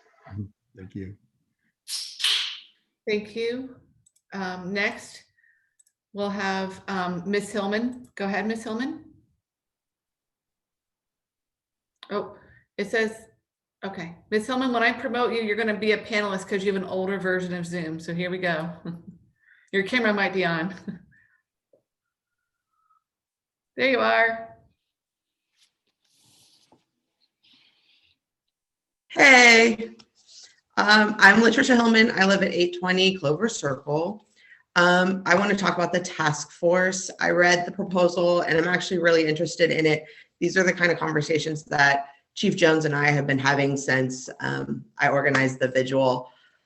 I also think as council decides on who to put on the task force, we need somebody also from PFLAG to be a part of this. And because I am also a member of the NAACP who also signed in support of this task force, I can do double duty as just as a citizen and as a member of the NAACP. And that's about it. Thank you. Thank you. Thank you. All right, Miss, I think it's a Kanksha or a Konksha. We're going to try again. I'm going to ask you to unmute. Let's see if that works. Can you all hear me? We can. Okay, great. Thank you. It's a Konksha. I live in 3753 Washington Ave, Cincinnati, Ohio. I recently moved just this summer. However, I'm lived in Oxford for 2 years prior to that and commute to Oxford on a regular basis for work and school. I really appreciated hearing all of your thoughtful discussion, as well as the others who have spoken in regards to support for the Black Lives Matter proposal. I was especially excited to see that the first two recommendations have, been received well. Frankly, I am a little surprised at the hesitation for the task force, especially I guess part of it is we've already had a lot of people share really wonderful and important aspects to this. And so I don't know if I can speak as well or eloquently. I think, I really just want to emphasize and echo those sentiments. As somebody who works as a therapist, who serves a lot of the community, I see that these issues are important and are pervasive, and don't see why Oxford can be a shining example for how we can improve. So I recognize, some folks have shared that, yeah, there's, our department is excellent and has done a lot of great things and continues to do so, but want to echo that there's always room for improvement, as others have shared. So just wanted to express my support as a community member for this task force, and truly hope that there is movement in that direction. Thank you for your time. Thank you. All right, next we have Mr. Humphrey. Go ahead. Hi, everyone. Can you hear me? Yes. Perfect. So hi, my name is Brandon Humphrey. I live at 609 Ogden Court. I am speaking tonight as a representative of Black Lives Matter Oxford. So I'd like to start by just thanking the members of the PCRRC for their hard work, and to thank Ms. Green for her hard work and her summary that she provided. I also want to thank City Council for giving their thoughts, your thoughts on our proposals. I really do hope that you all will follow through with these recommendations, including the task force. So I want to echo what Justin Chandler has already said, which is that the scope and the makeup of the task force was something that was discussed in that PCRC meeting. So for anyone who's listening, I recommend that everyone does watch that PCRC meeting, and hopefully members of City Council have a chance to take a look at the outline that we discussed there for what a task force might look like. But that's not actually my main reason why I wanted to speak tonight. Instead, I want to talk about a petition that Black Lives Matter Oxford organized. So prior to this meeting, BLM Oxford delivered to City Council and the PCRRC a letter that describes a petition in support of our proposals. So for the benefit of everyone tuning into this meeting tonight, I'd like to read a modified version of that letter here.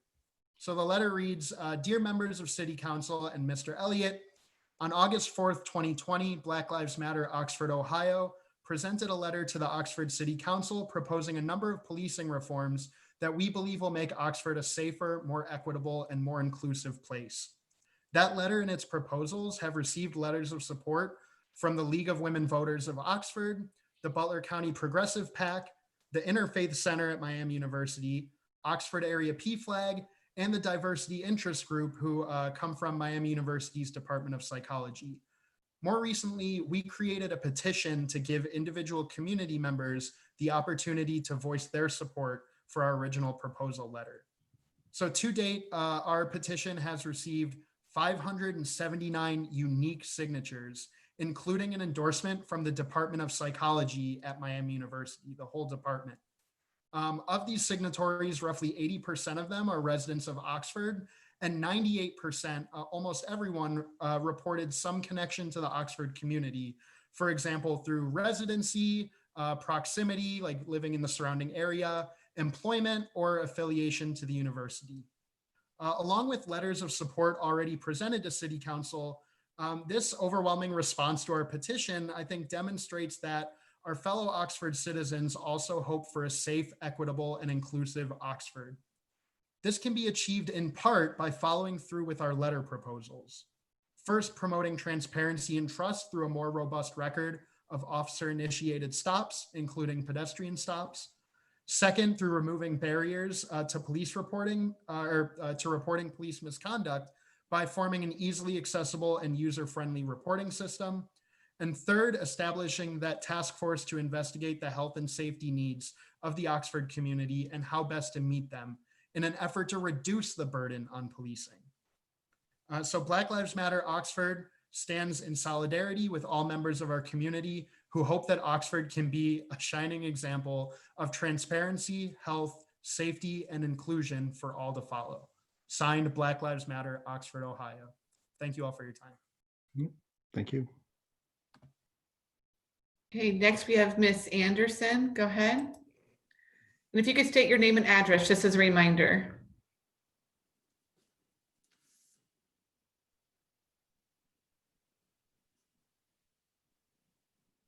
Miss Anderson, you're still muted.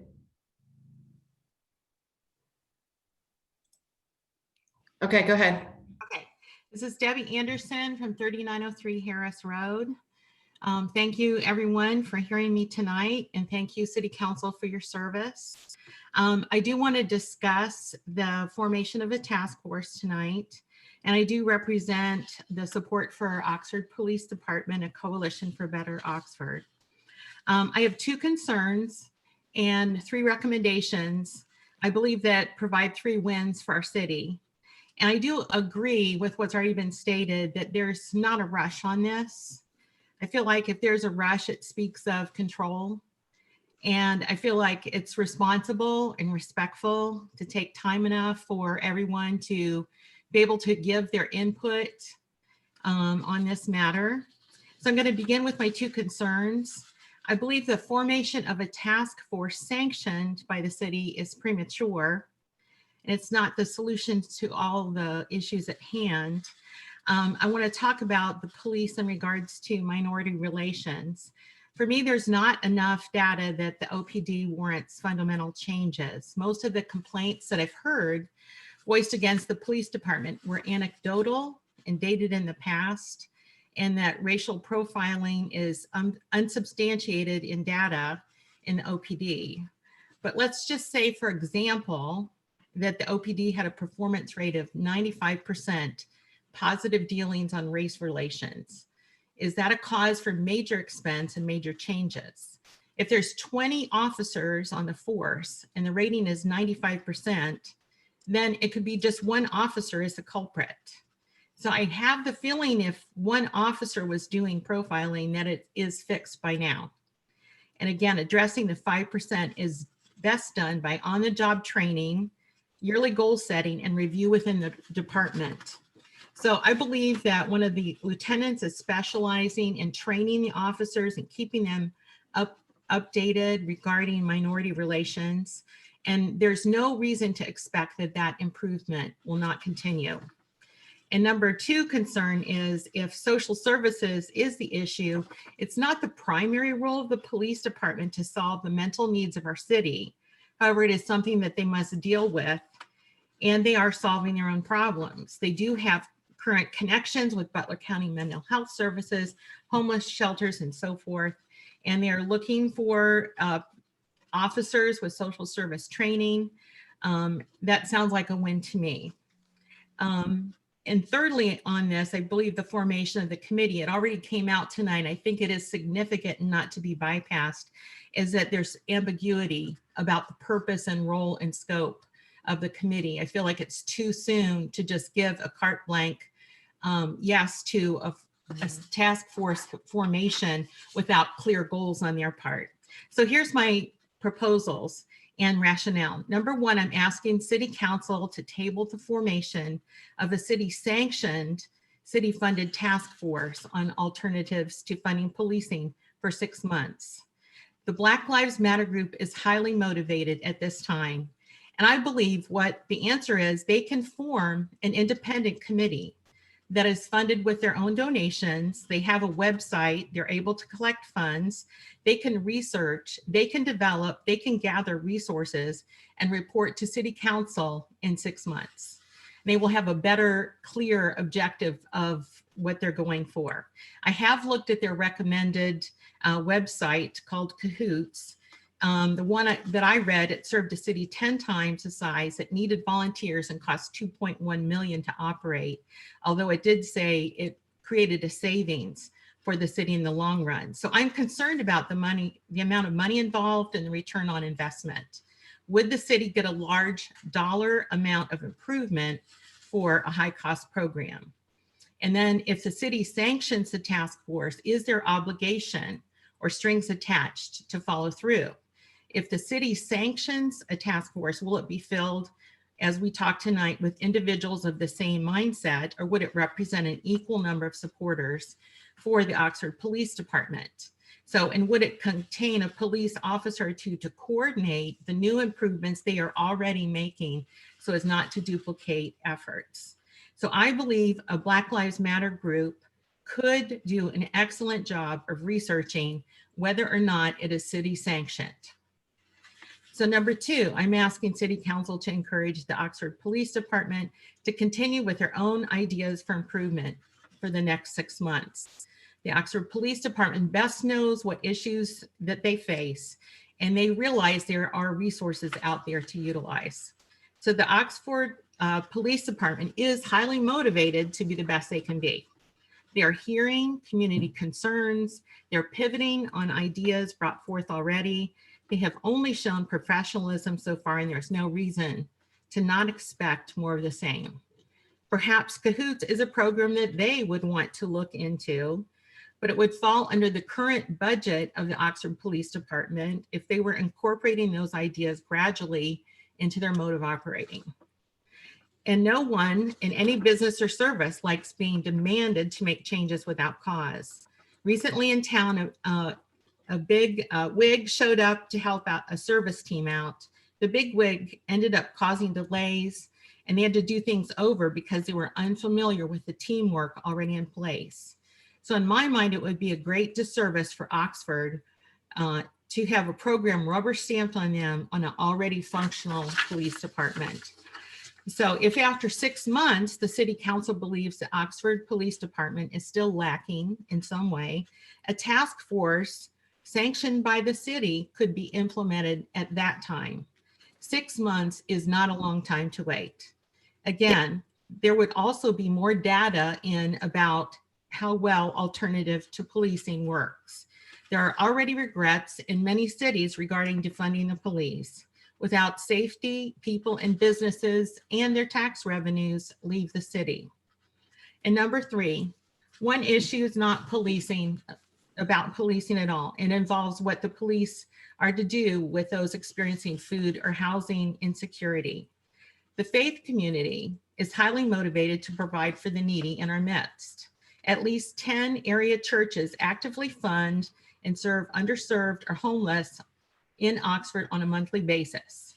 They provide meals, physical needs, backpacks for school children, transformative care such as parenting skills, and even housing at local motels. While these efforts are noble, could they double their efforts if they worked together to meet these needs?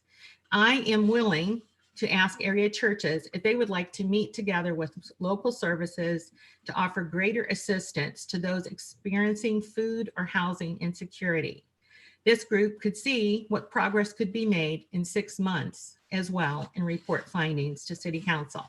In summary, there's 3 highly motivated groups in Oxford, all wanting to make a difference. So I'm asking City Council to table a city-sanctioned task force for alternative policing for 6 months and offer Black Lives Matter to create an independent committee, independently funded, to look at and research the ideas for 6 months and report their findings to City Council.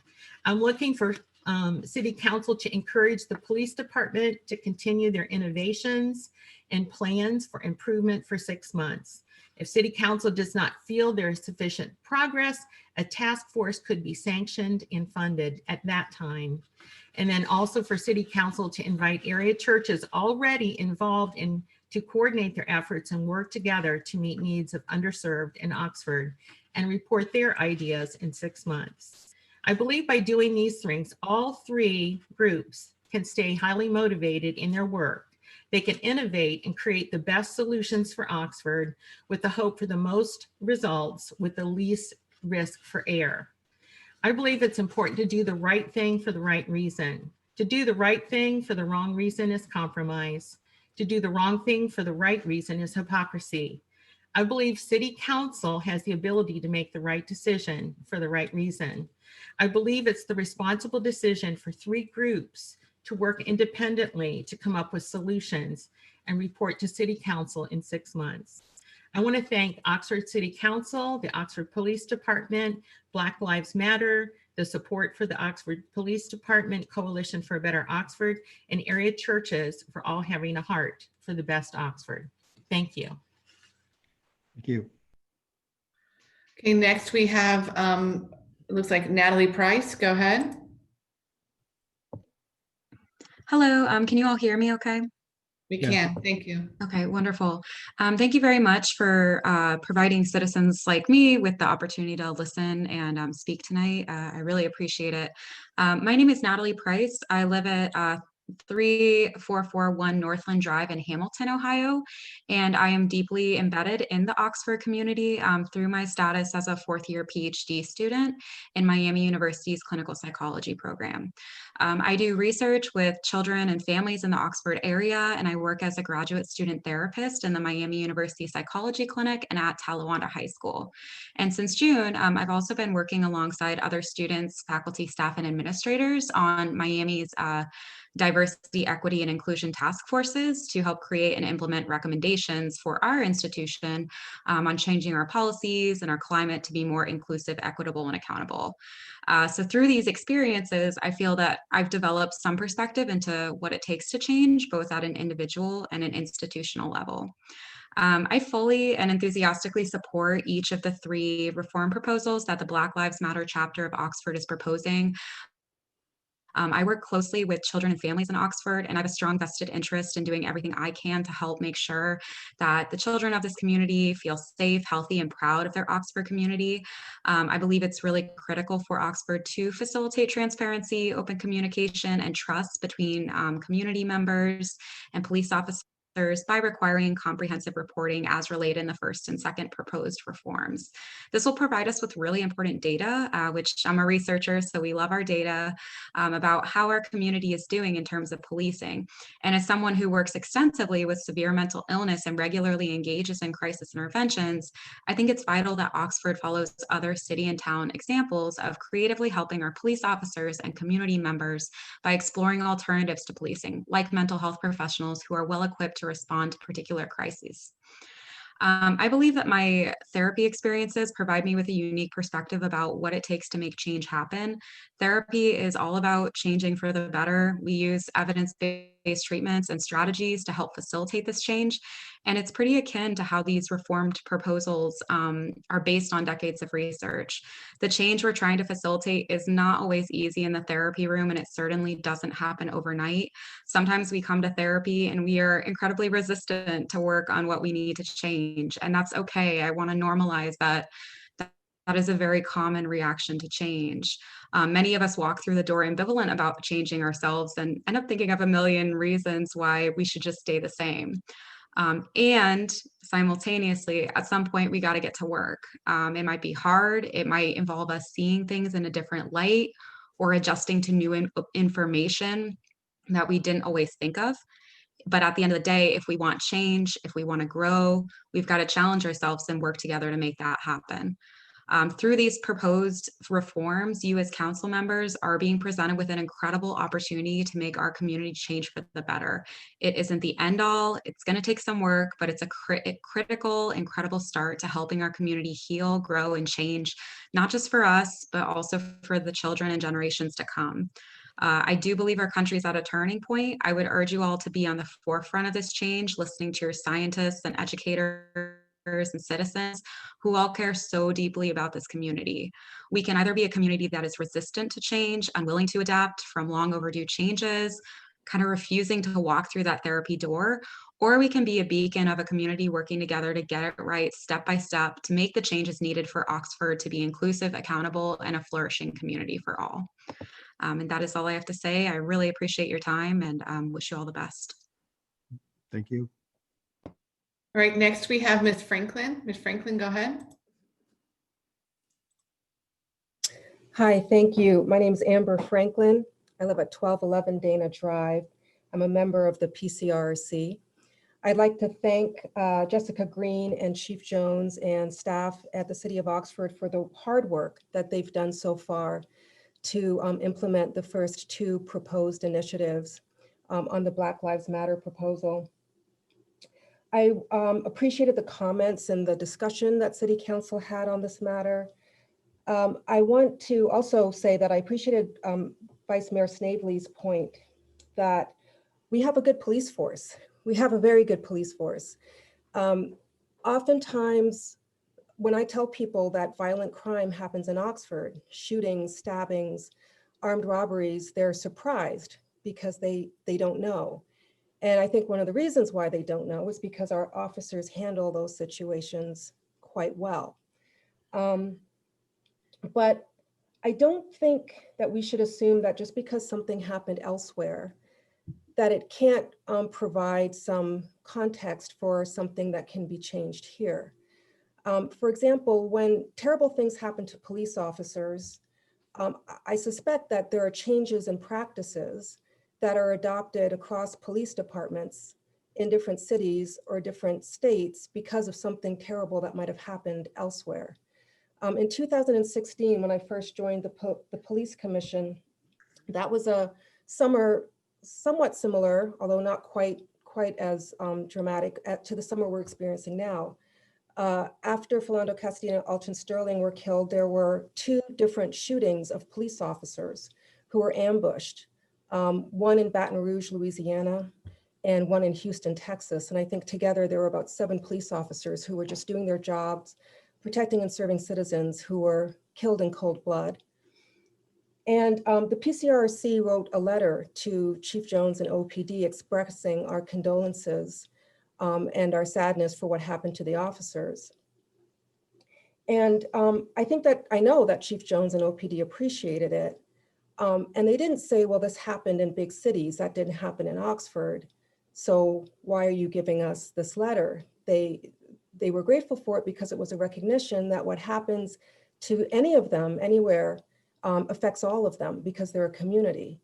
So I don't think it's unreasonable to think that something that may have happened in Minneapolis or elsewhere could inform some changes that we might want to see here in Oxford, even though it didn't necessarily happen here in Oxford. The last PCRC meeting that I was on was the most robust and productive meeting that I think I've experienced since I've been on the commission. From some of the feedback that I've heard, those who listened, including some members from Black Lives Matter Oxford, really appreciated some of the input that the lieutenants provided. In particular, Lieutenant Robinson, who has a lot of experience working in community service agencies here in Oxford, mentioned something about trying to bring some of those services back to Oxford. And that was greatly appreciated. So I think that members of OPD have a lot to offer to the task force. And I'll end with this. I have a PhD in speech language pathology. I've gone to school for a long time, been teaching for a long time. I've won awards for my teaching. But every semester, for every class that I teach, my students, undergrads and graduates, evaluate my teaching. Some of these students have been out of high school for a couple of years, and they give me input on the quality of my teaching, whether I've created a safe environment for them in the classroom, whether I provide a rigorous environment, give good feedback.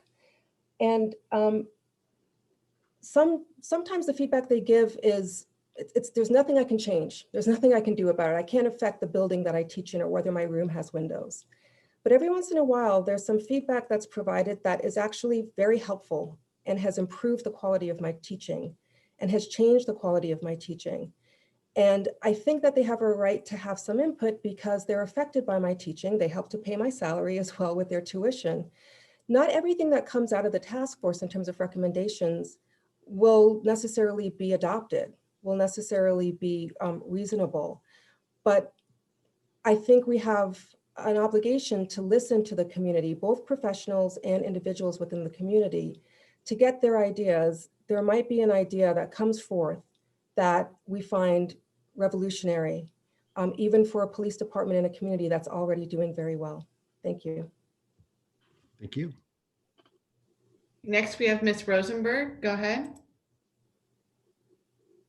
Good evening, counselors. I'm here as a representative of Black Lives Matter Oxford's leadership team to speak on our third proposal presented to City Council to research and fund alternatives to traditional policing, specifically, which many people have talked about so far, the development of a task force to investigate these matters. It does appear the counselors didn't receive the document that we presented to the PCRC with a full description of what we felt the composition and scope, as well as research phases and community input should be. Mr. Chandler did a great job summarizing and expanding upon what we did present at that time. When the PCRC voted to recommend that a task force be formed, they voted based on that document. I really appreciate that Councilor Ragu brought that up, and I hope that you will all read it fully to understand what has been recommended by the PCRC. This is no longer a proposal by Black Lives Matter Oxford. This is now a recommendation that a city commission has sent on to you. I would like to address a misconception that I feel some community members have about our proposal, perhaps even some officers in the Oxford Police Department. While there has been talk all across the country about defunding the police, and there has been a lot of misunderstanding about what is meant by that term, Black Lives Matter Oxford is only interested in the city of Oxford, including our police department, best meeting the needs of those in our community when they are in crisis. This includes all members of our community, which includes people of color, LGBTQ, the mentally ill, those who have substance abuse issues, victims of sexual assault and interpersonal violence. We are not attempting to dismantle the police department or even adversely affect their budget so they cannot perform the important work that they do to keep us safe and investigate criminal behavior. So this is where I'm going to sound mean, but I don't mean to. I cannot agree that this task force should be an OPD-led initiative. This does not mean that I think OPD and its officers do a bad job. This does not mean that I think OPD has anything but the best intentions. In fact, when I was a panelist at the PCRC meeting resulting in their recommendation, I was incredibly gratified to hear about their efforts to improve their crisis responses and their collaboration with the Coalition for a Healthy Community and other experts in the area and social services. However, as we know from national events, not all people view police officers as being helpful or even safe to interact with during a crisis. Whether that is a true perception about our local officers or not, we have a diverse community, and it might be better for there to be a response. While there are some people in the worst times of their lives, they may not want to interact with the police officer, and that may actually not de-escalate the situation. I can't answer that for sure. I'm not an expert, and that is why I think a task force should be formed to investigate the possibilities. Many organizations and individuals in this community are in support of this task force and investigating ways to unburden our police officers from tasks that are better suited for mental health and social service workers. This is not an attempt to end run around the police department at all. There has been so much community energy devoted already to developing a task force. There have been many community forums and meetings addressing this need. There are many community members, including now Tricia Hillman of the NAACP and Councillor Glenn Ellerby, that would be willing to serve on such a task force. I urge you to follow the recommendations of the PCRC as they believe this is the best way to examine ways to improve crisis response in Oxford so that our diverse population feel their needs are being met. Thank you for your time tonight. Thank you. Okay, that was our last raised hand. Thank you. All right, thanks everybody. At this point, I would like to move on to the consent agenda. May I have a motion to approve the consent agenda? So moved. Moved by Mr. Snavely, second by Mr. Prithridge. Are there any items to be removed from the agenda tonight? Seeing none. Will you call the roll to approve the consent agenda? Mr. Snavely? Yes. Ms. Southard? Yes. Mr. Bracken? Yes. Mr. Ellerby? Yes. Mr. Prithridge? Yes. Ms. Ragu? Yes. Mayor Smith? Yes. All right, we'll move on to resolutions. Ms. Eaton, you may read the first resolution whenever you're ready. Resolution authorizing the donation of $25,000 to People United for Self-Help as a subrecipient of Federal CARES Act funds to assist with emergency and critical home repairs for low-income homeowners. I have a motion to adopt. Move adoption. Seconded. Second by Mr. Prithridge. Any more input from staff on this? Not anything additional than what we talked about in the work session. All right.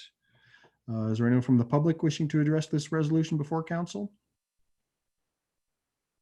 There is. I have a Jean. Go ahead. I'm Jean Glazer, and I'm actually on the push board, and I just wanted to say thank you on behalf of us for the consideration, and we hope to be able to help a lot more people this coming winter with the extra funds. All right. Thank you very much. Any further council discussion or questions? Seeing none, Ms. Eaton, you may call the roll. Ms. Southard? Yes. Mr. Bracken? Yes. Mr. Ellerby, Yes. Mr. Prithridge, Yes. Ms. Ragu, Yes. Mr. Snavely, Yes. Mayor Smith. Yes. That resolution is adopted. We will move on to the second resolution. Ms. Eaton, you may read it whenever you're ready.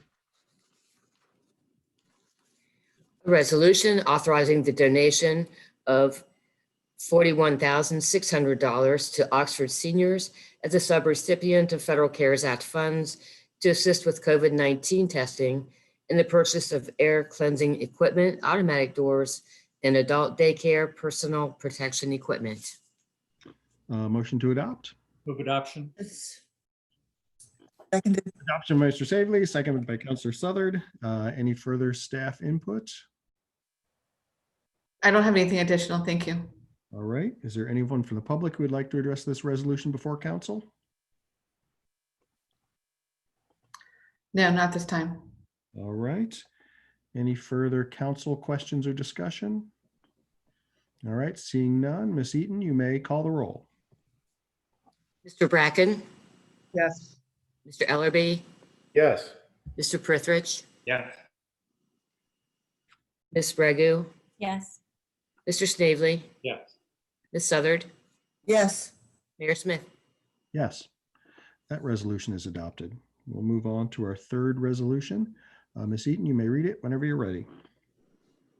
A resolution authorizing the donation of $7,840 to Age Friendly Oxford as a subrecipient of Federal CARES Act funds to assist with communication regarding public health efforts via a mailed newsletter to elderly residents. Motion to adopt. So moved. Moved by Counselor Southard, seconded by Counselor Snavely. Any further staff input? Nothing further. Thank you. Anyone from the public wishing to address this resolution before council? There's no one. All right. Any further council questions or discussion? All right. Seeing none, Ms. Eaton, you may call the roll. Mr. Ellerby, Yes. Mr. Prithridge, Yes. Ms. Ragu, Yes. Mr. Snavely, Yes. Ms. Southard, Yes. Mr. Bracken, Yes. Mayor Smith. Yes. That resolution is adopted. We will move on to our fourth resolution. Ms. Eaton, you may read it whenever you're ready. A resolution authorizing the donation of $10,000 to the Oxford Chamber of Commerce as a subrecipient of Federal CARES Act funds, which shall be used to reimburse businesses for COVID-19 expenses. Motion to adopt. Move adoption. Second. Seconded. Adoption, Mr. Snavely, second by Counselor Southard. Any further staff input? Nothing for me. And it looks like Ms. Riggs is here from the public. All right. Anyone from the public wishing to address this resolution before council? All right, Ms. Riggs, go ahead. Can you hear me okay? You can. Okay. I just wanted to say thank you for the consideration of funding the CARES Act proposal that the Chamber did submit. And I also listened in on your work session, and I do appreciate the fact that you're considering helping our businesses here in Oxford with more of a financial assistance, as we all know that there's many of them struggling. So I just wanted to say that I really do appreciate that. You know, we've got to keep our businesses going, and we've got to do everything we can as a community, as a chamber, as a city, to make sure that people are supporting our small businesses. So again, I just wanted to say thank you very much. All right. Thank you. Any further council discussion? All right. Seeing none, Ms. Eaton, you may call the roll. Mr. Prithridge, Yes. Ms. Ragu, Yes. Mr. Snavely, Yes. Ms. Southard, Yes. Mr. Bracken, Yes. Mr. Ellerby, Yes. Mayor Smith. Yes. That resolution is adopted. We will move on to our fifth resolution. Ms. Eaton, you may read it whenever you're ready. A resolution authorizing the donation of $35,000 to Enjoy Oxford as a subrecipient of Federal CARES Act funds to assist with creating a winter marketing campaign to engage residents and visitors with local businesses and attractions. All right, motion to adopt. Motion by Mr. Prithridge, second. Seconded. Second by Counselor Southard. Any additional staff input? I have nothing further. Thank you. All right. Anyone from the public wishing to address this resolution before council? Not at this time. All right. Any further council discussion? All right, seeing none. Ms. Eaton, you may call the roll. Ms. Ragu, Yes. Mr. Snavely, Yes. Ms. Southard, Yes. Mr. Bracken, Yes. Mr. Ellerby, Yes. Mr. Prithridge, Yes. Mayor Smith. Yes, that resolution is adopted. We will move on to our sixth resolution. Ms. Eaton, you may read it whenever you're ready. Resolution authorizing the expenditure of $938,186 of Federal CARES Act funds, which shall be used for public health upgrades, economic sustainability programs, and educational supports within the city as set forth on Exhibit A attached here too. All right, motion to adopt. I see Mr. Prithrick. Do I have a second? Second. Second by Mr. Snavely. All right. Any further staff input? Well, I think at this point, would somebody like to make an amended resolution? I would like to move to amend the resolution by striking the words as set forth on Exhibit A attached here too. Second by Mr. Prithridge. All right. Ms. Eaton, will you please call the roll so we may vote on the amendment? Mr. Snavely, Yes. Ms. Southard, Yes. Bracken, Yes. Mr. Ellerby, Yes. Mr. Prithridge, Yes. Ms. Ragu, Yes. Mayor Smith. Yes. All right. So the motion is amended. Any further staff input? I'll just clarify for the public that we are just realigning some of the funds in Exhibit A in a different way, and we'll come back with that proposal. Fantastic. Is there anyone from the public who would like to address this resolution? There's not. Okay. Council discussion? Yeah. See Mr. Snavely's hand?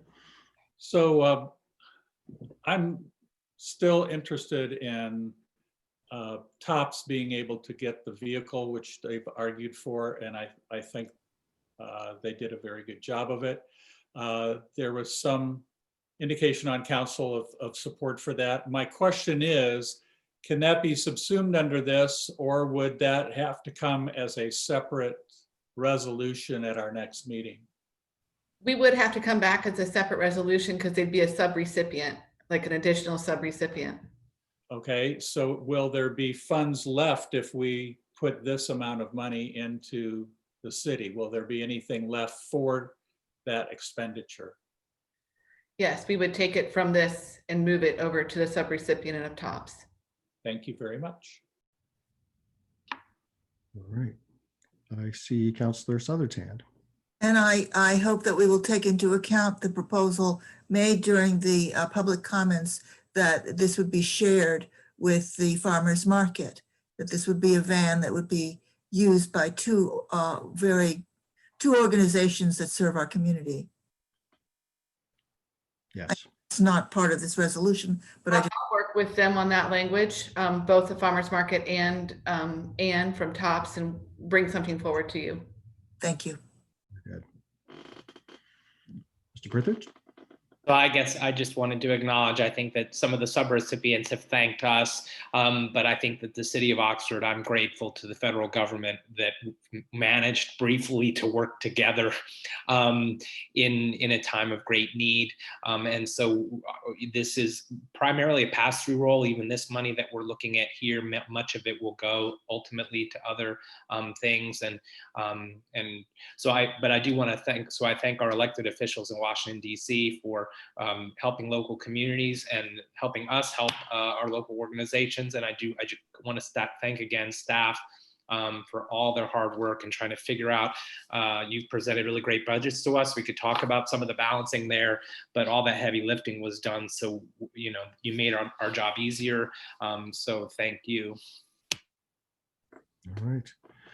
Any further discussion? All right, Ms. Eaton, you may call the roll. Ms. Southard, Yes. Mr. Bracken, Yes. Mr. Ellerby, Yes. Mr. Prithridge, Yes. Raghu, Yes.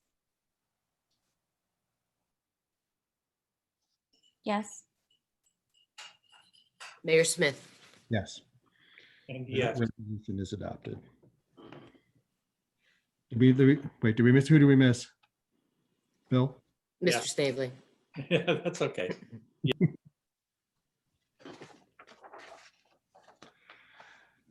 All right, we will move on to our seventh resolution of the night. Ms. Eaton, you may read it whenever you're ready.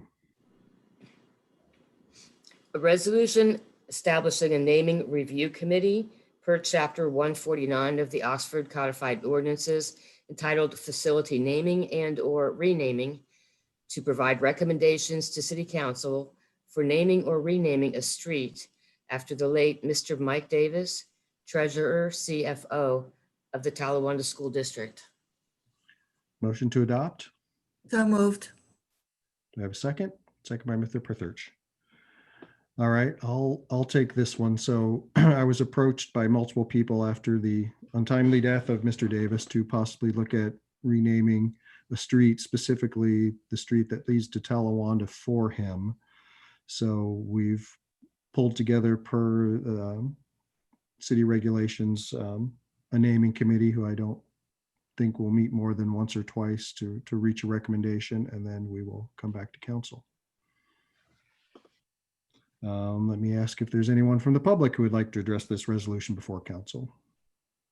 There is not. All right, council questions or discussion? Oh, Mayor Smith, I'm sorry. There is someone from the public. All right. Kevin, go ahead.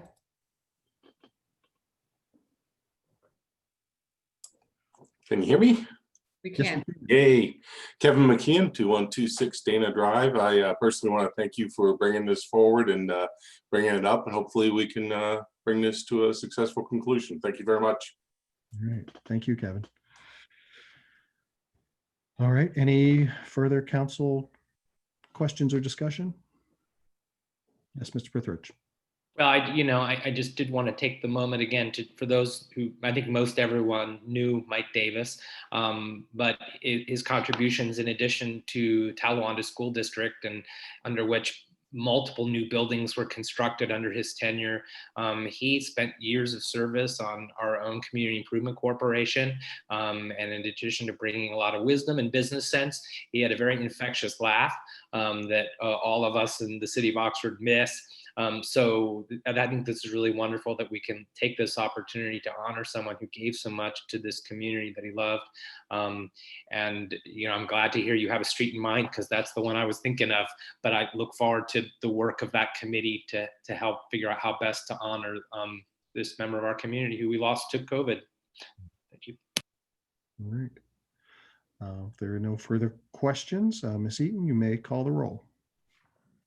Mr. Bracken, Yes. Mr. Ellerby, Yes. Mr. Prithridge, Yes. Ms. Raghu, Yes. Mr. Snavely, Yes. Ms. Southard, Yes. Mayor Smith. Yes, that resolution is adopted. All right, we'll move on to our eighth resolution. Ms. Eaton, you may read it whenever you're ready.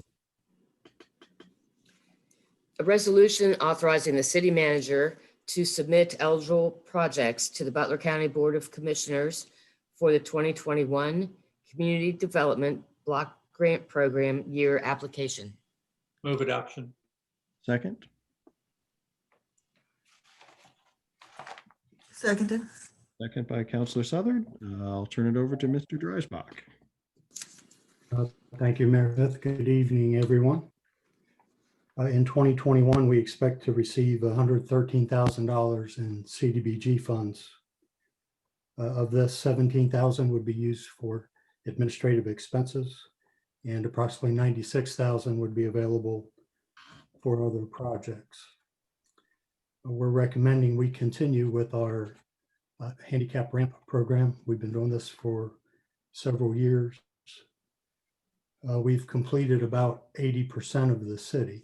So we need approximately 3 to 4 more years to complete every ramp on the sidewalk system in Oxford. I've got a simple drawing to share with you.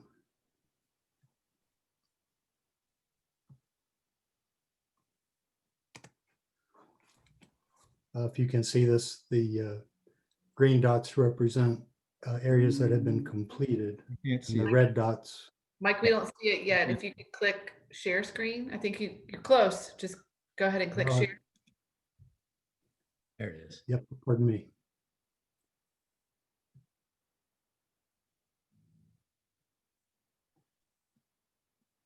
Here we go. Thank you. There we go. Thanks. There it is. Okay, thank you. Sorry about that. So the green dots represent areas that have been completed in prior years. And focus, as shown on Exhibit A, would be the north part of the mile square. So really this resolution will authorize staff to complete our application and submit it to Butler County and HUD for approval. So I'd be glad to answer any questions. Is there anyone from the public who would like to address this resolution before council? Excuse me.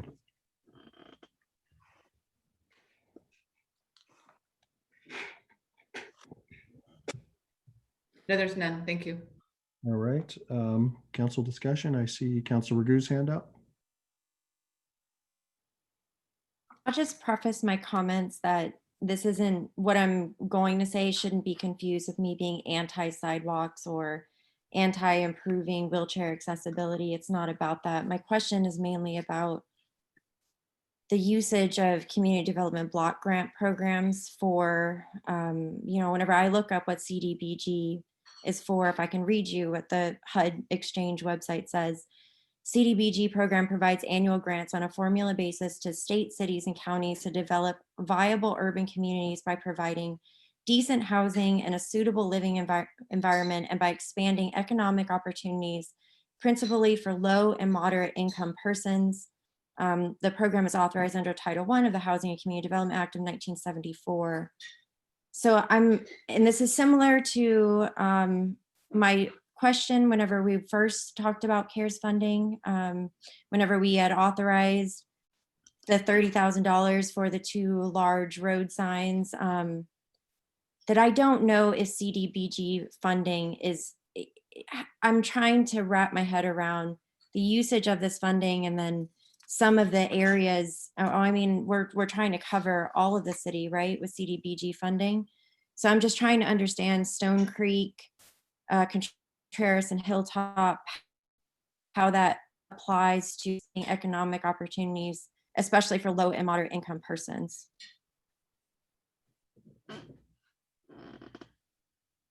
So this program gives a categorical exclusion for removal of architectural barriers and allows funds to be used citywide. If you don't have such an exclusion, then the projects would have to be used in low to moderate income areas. So this is something the city's done for several years. It relieves the burden from the general fund, because if we're not paying for this from federal grant money, we would just have to use local funds to do the same work.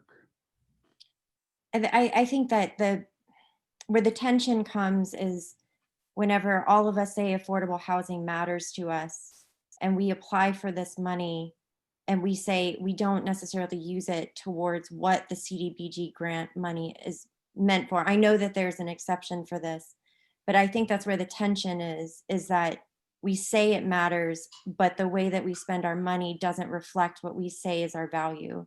So nothing against the sidewalk or getting wheelchair accessibility. I think that's fantastic. I think that we just need to reevaluate what we say matters and how we actually reflect that in our budget.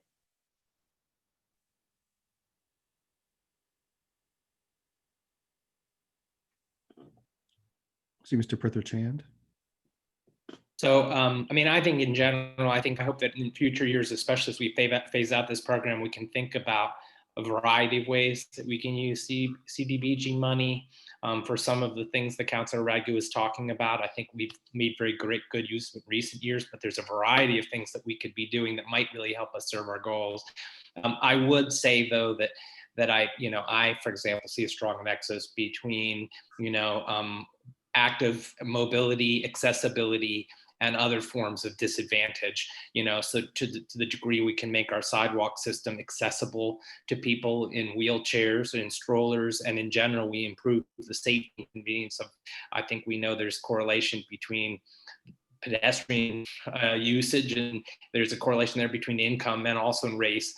So I think that just to say that in addition to, because we can do it under the program, I think that it serves some of the very goals that you're talking about, Councilor Ragu. And so I think that we can have a good safe pedestrian network. I think our community is more socially just. So anyway, yeah, but I do hope that we can get creative in upcoming years on how to use CDBG money for a variety of things. All right. I think I already asked for public input.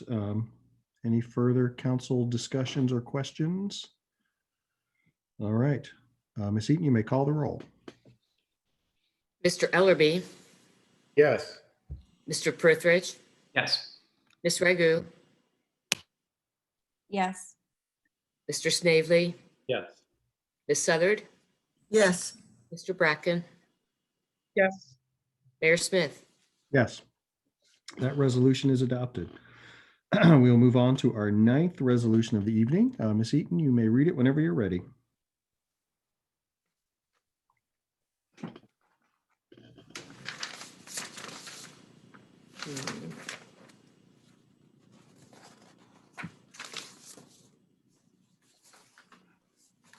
I have 8 on my agenda. I don't. 8 was the Community Development Block Grant. 9 is the grant application to Ohio Public Works. Oh, okay, sorry. We've had a lot of resolutions lately.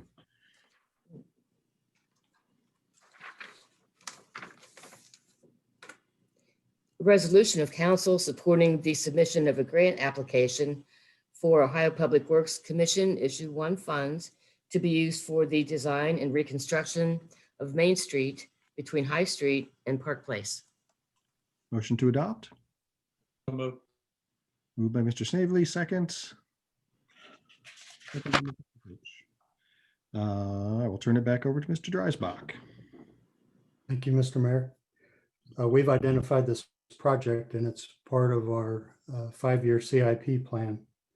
But in looking at projects that would score well for a grant application with the Ohio Public Works Commission, we believe this project would be our best chance to get supplemental funding for the project.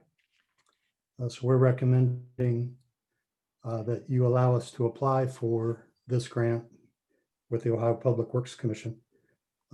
We're hopeful of getting 79% of the project funded with grant funds and using 21% local dollars. This area has a failing road base. We've had 2 water main breaks in this area, and also the irrigation lines between the 2 parks in the uptown need to be replaced and upgraded. So we believe this would score well, and we have a very good chance at funding for this. This is the same project or same program that we've used to rebuild High Street and College Avenue brick streets. So this would be a continuation of that. So we're asking your permission to apply for this, and I'll be glad to answer any questions. All right. Is there anyone from the public who would like to address this resolution before council? There's not. Thank you. All right. Council questions and discussions. I see Mr. Prither-Chand. So, Mike, is this basically a renovation and kind of replication of what we have already? Are there any other improvements as part of the project? I mean, it seems like it was well designed and I don't see any design flaws that need to be corrected, but once you're going in there, are there other things or is this basically just going to replicate the existing design?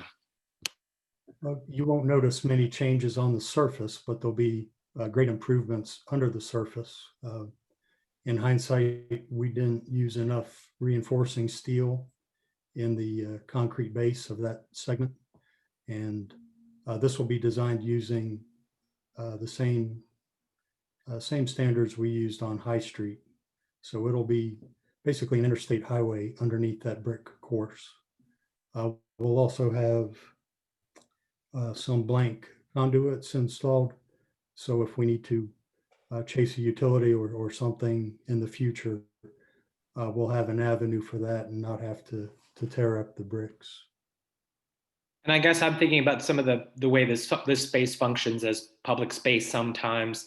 Are we satisfied with the kind of current bollards and things like that to be able to transition the space from roadway to public space? I'm just wondering if there's any opportunity for improvement. Again, maybe the design is exactly as we need it to be, but I guess if you're ripping it up now would be the time. We don't have this design, but that's one issue we would look at. The bollards are, when they get sand or grit if they're not moved frequently, they'll get some grit in there and they're difficult to move. So we'll reevaluate the best traffic control and people control with the redesign. All right. Any other questions? All right. Ms. Eat, you may call the roll. Ms. Dragu, Yes. Mr. Snavely, Yes. Ms. Southard, Yes. Mr. Bracken, Yes. Mr. Ellerby, Yes. Mr. Prithridge, Yes. Mayor Smith. Yes. Okay, our final resolution was adopted. We will now move on to ordinances. And Ms. Eaton, you may read the... Mr. Mayor, on advice of council, I am recusing myself from this item, so I'll be non-videoing and not participating. All right. Thank you, Mr. Snavely. Ms. Eaton, you may read the first reading whenever you're ready. An ordinance approving a conditional use permit application to allow an existing detached garage structure at 305 North Main Street to be used as an accessory dwelling unit in the R3MS single, 2, and 3 family mile square residential district with conditions. All right. I am going to turn it over to Mr. Perry for our staff input. Good evening, everyone. Thanks. I'll share my screen.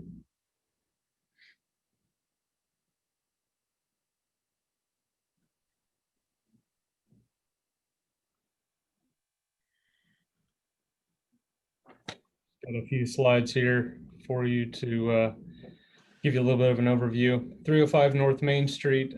This is a recommendation I'm bringing to you tonight from the Planning Commission, and 2 of you are members of, and we appreciate that. The location is just north of the hospital, so just down the hill, less than a block on the east side. What the request is to actually convert a garage to a dwelling unit. This code was added in 2017 as part of an overall package of updating zoning codes and upzoning actually parts of the eastern part of the mile square to increase density near campus. What was envisioned was actually new construction, not a conversion of an existing building. It's actually built as a garage. We did allow this to go through like that. It did fit closely enough with the code to be considered by the Planning Commission, and it was heard that way. And so the Planning Commission reviewed it.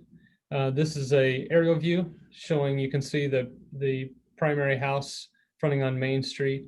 That is not the building that's being considered by council and was considered by Planning Commission.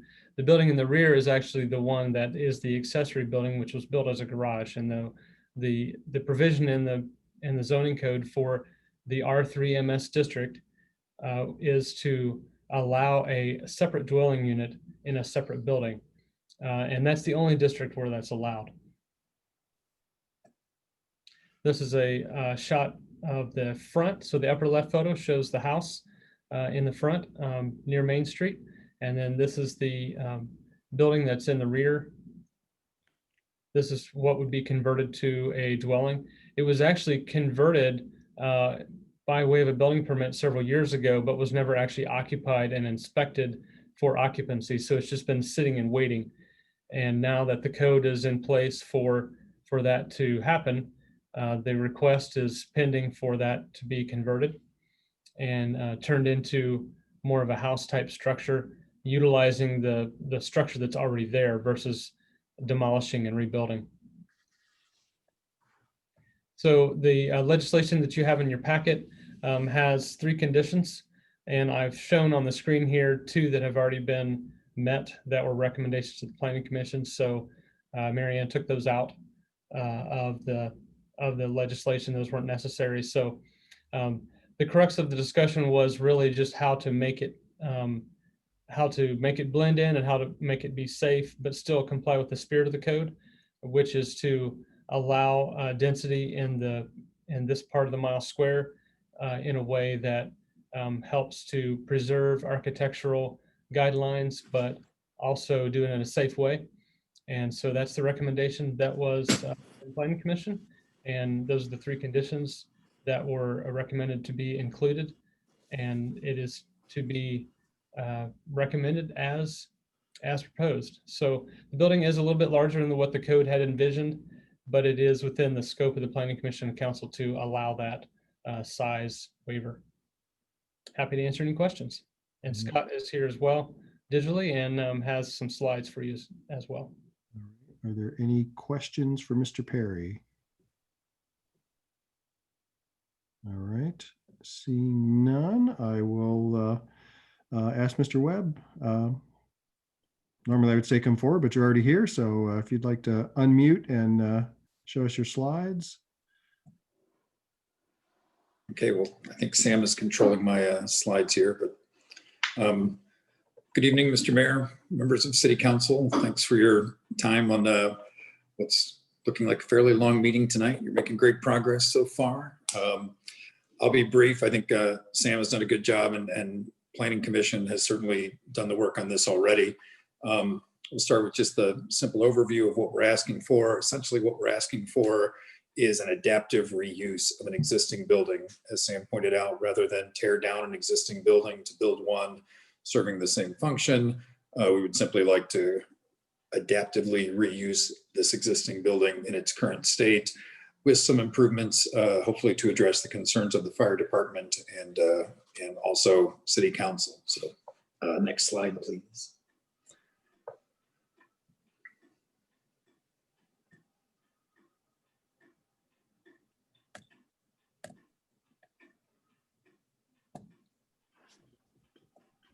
Sam? I'm here and I'm going to do it a different way. I don't know what happened. I don't know if you can see that okay. Yeah.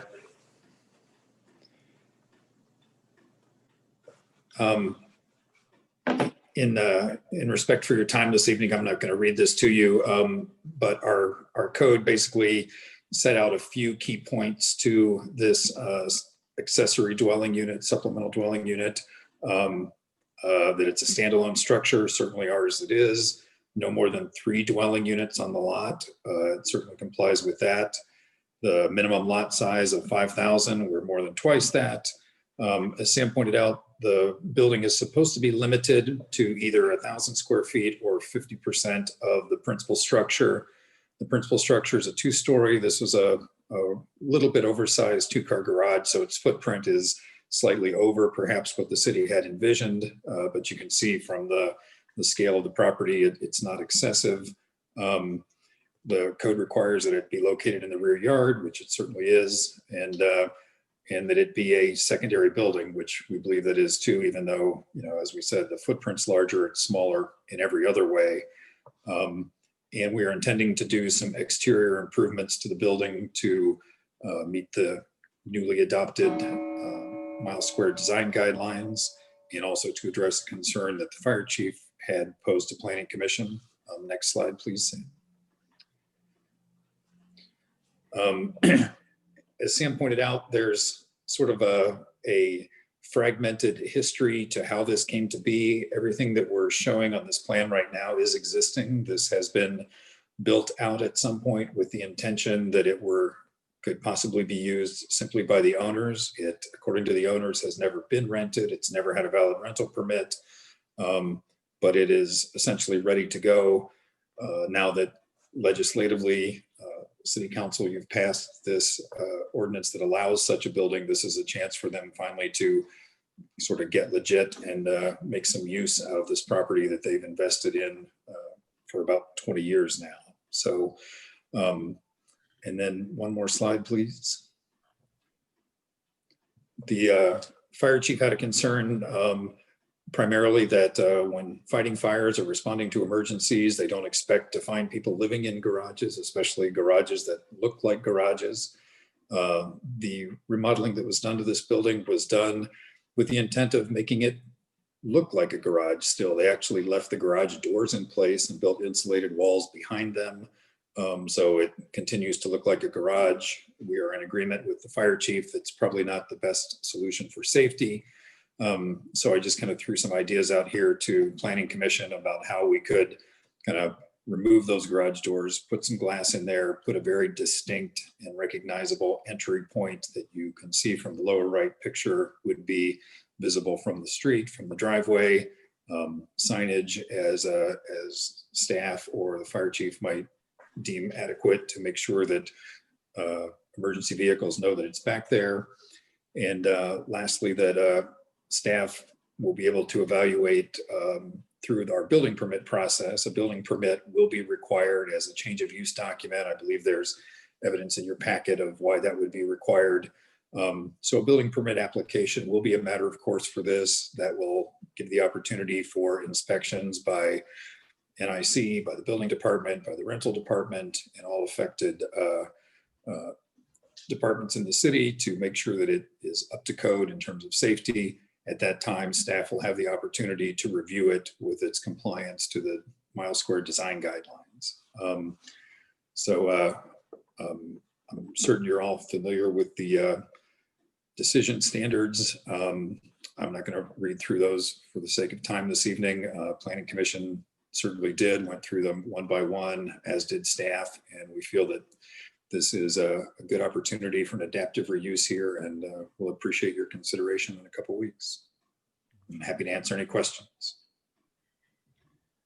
Any questions for the petitioner? All right, at this point, let me ask if there's anyone from the public wishing to comment on this ordinance before council. I do not see any. Thank you. All right. Any council discussion? Mr. Prithridge? Well, I'm not sure we've done one of these before. I mean, we created the code for this, and I think that this kind of project fulfills the letter, and I think the spirit of what we were hoping to do.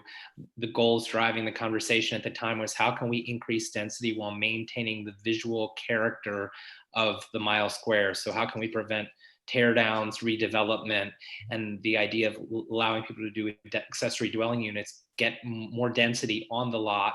And this is a perfect example of that. I mean, this is a big garage on a relatively large lot.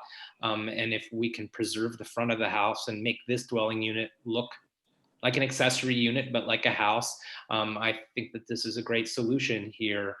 So I appreciate the Planning Commission working with the petitioners and the police chief and fire chief for figuring out how to make our code work. And I hope other people seek this solution because I think it's a good one. I agree. All right, if there are no further questions, we will see that. Oh, wait, see, Councilor Southard? Yeah, I just, I have looked at this and I see your plans and all, but just maybe informally, because this is, people are going to ask this question.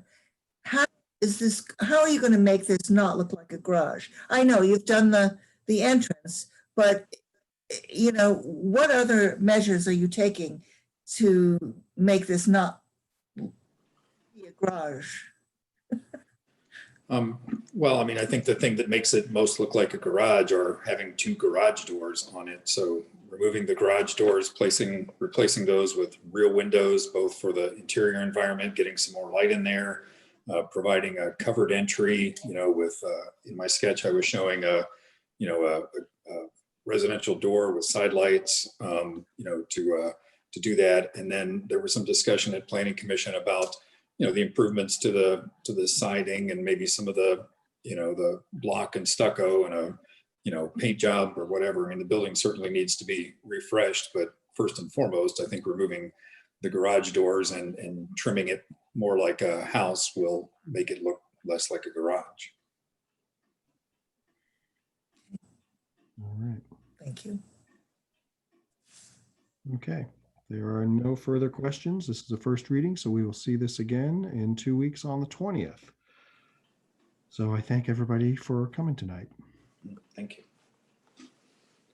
Okay, we will move on to our second first reading. Ms. Eaton, you may read it whenever you're ready.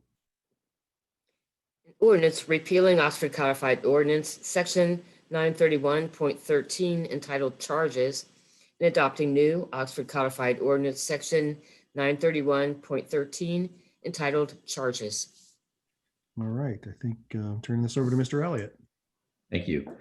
Oxford Codified Ordinance, Section 931.13, subsection D, states that compactor users who contract directly with the refuse service provider are required to pay the landfill charge of $1 and I'm going to round it off 23 cents per cubic yard disposed, which will be charged as $5.30 per cubic yard per month, measured after compact.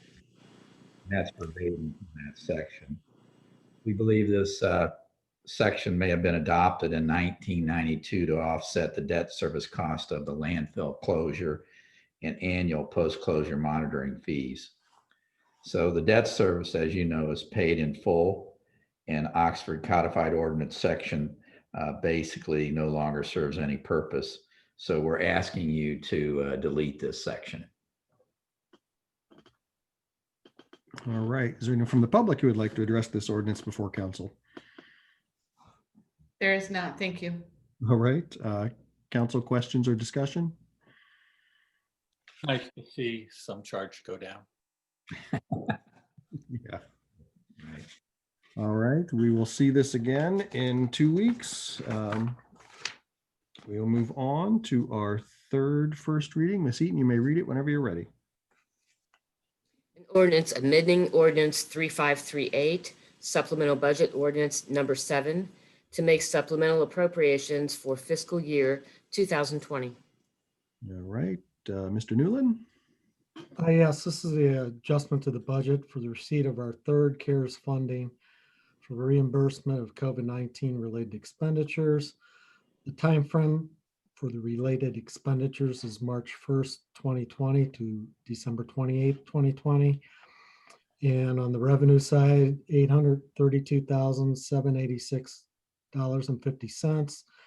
And on the expenditure side, it's $832,786.50. And this should be the final one of these. Okay. Anyone from the public wishing to address this ordinance before council? There is not this evening. All right, any council questions? All right, we will see this again in 2 weeks. We will move on. We have 1 second reading tonight.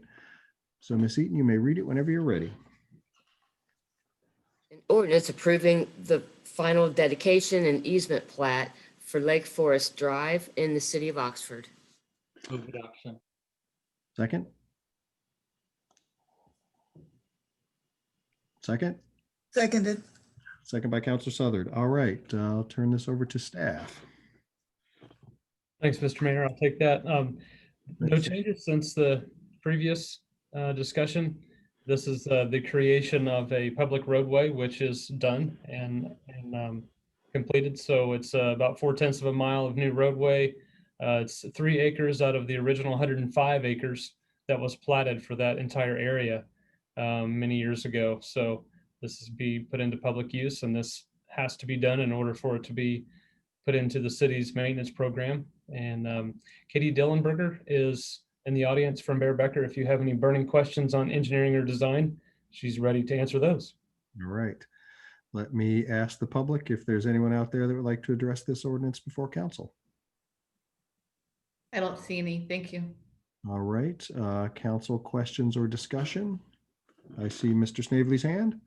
Just a quick one that I have driven it, and I imagine many of my colleagues have as well. I think it was really well done. All right. If there is no further questions or discussion, Ms. Eaton, you may call the roll. Mr. Snavely, Yes. Ms. Southard, Yes. Bracken, Yes. Mr. Ellerby, Yes. Mr. Prithridge, Yes. Ms. Ragu, Yes.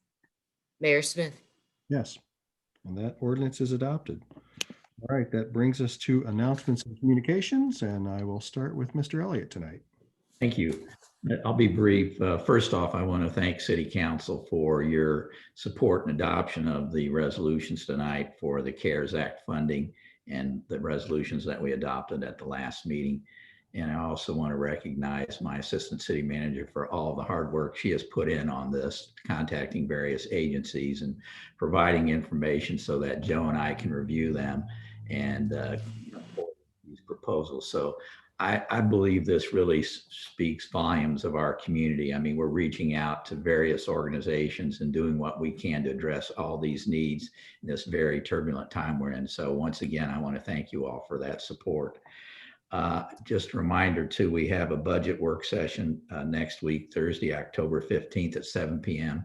and it'll be virtual. And the last thing I want to share with you, because I think at the last meeting I talked about the census data collection ending at the end of September, and due to a court case, it's been extended to the end of October. So once again, if you've not filled out the census, please do. You can still do it online. And I do note that the state of Ohio has a very high rate of enumeration. As of September 29th, the self-response rate for the state of Ohio was 70.4. The non-response follow-up enumeration adds 28.8. So that would be a total of 99.2 enumeration. However, they're not able to give us those figures at our level, at the city level, by census tract. So we're hopeful that we're just as high, but if you've not filled out, please do. It's very, very important. And that's all I have this evening, Your Honor. Thank you. All right. Who have I got left? Mr. Dreisbach, are you still there? Would you like to make any comments? Nothing tonight. Thank you. All right. Chief Jones. Thank you, Mr. Mayor. I'm just going to share a story. I'm sorry. I know we've taken up a lot of time, but I've been inspired to share this story. A couple of weeks ago, a little boy, his four-wheeler, his Power Wheels four-wheeler on North Beach Street was stolen, likely by an intoxicated college student, based on the description. So a family who doesn't have a whole lot, was left with out their 4-year-old's little toy. And so when the detective followed up with him, a week or so later, the dad said his son kept telling him that the police are going to find this and they're going to bring it back. And so the dad wanted to know if he bought a new 4-wheeler, if we would put it in the back of a police car and deliver it to this little boy. So I approved that and asked the patrol officer who took the report, to follow up with him and make the arrangements for this past Monday to deliver the toy. Well, the patrol officer took it a step further and found out the dad hadn't bought it yet. So he put out a collection and put it in our building, and all our employees donated. We raised about $360, and we went and bought this 4-wheeler and some other stuff, and delivered this Monday night. Our officers did. And of course, the little boy was ecstatic and thought, the police did a great thing. We found his 4-wheeler.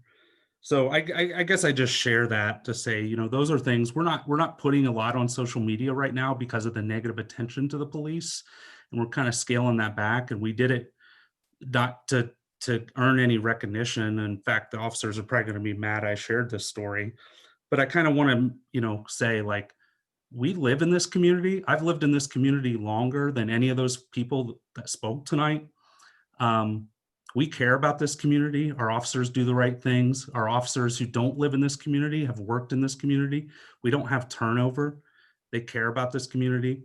So, you know, and I know everybody said a lot of good things about the police department, but it's still a hard pill for a lot of them to swallow with a lot of the things that are said. So I'm just praising them and saying, like, we do things that you don't hear about, and we take care of this community. And the people we take care of aren't usually the people attending these meetings. They're people who are impoverished or don't have a lot of money, and you'll never hear about them. So that's all I have to say. Thank you. Thanks, Chief. Let me see. Mr. Waddell, are you still out there? Yeah, I'm still here. I can't follow up a great story like that very well. So I'll just say I don't have any major updates tonight, and have a great night. All right, thanks. Mr. Newland, is there anything you'd like to add tonight? I'm good, thank you. Okay. Chief Dethridge, are you still there?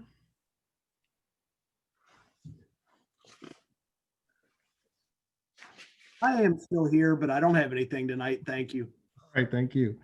We'll go on to Assistant City Manager Green. Just a few quick things.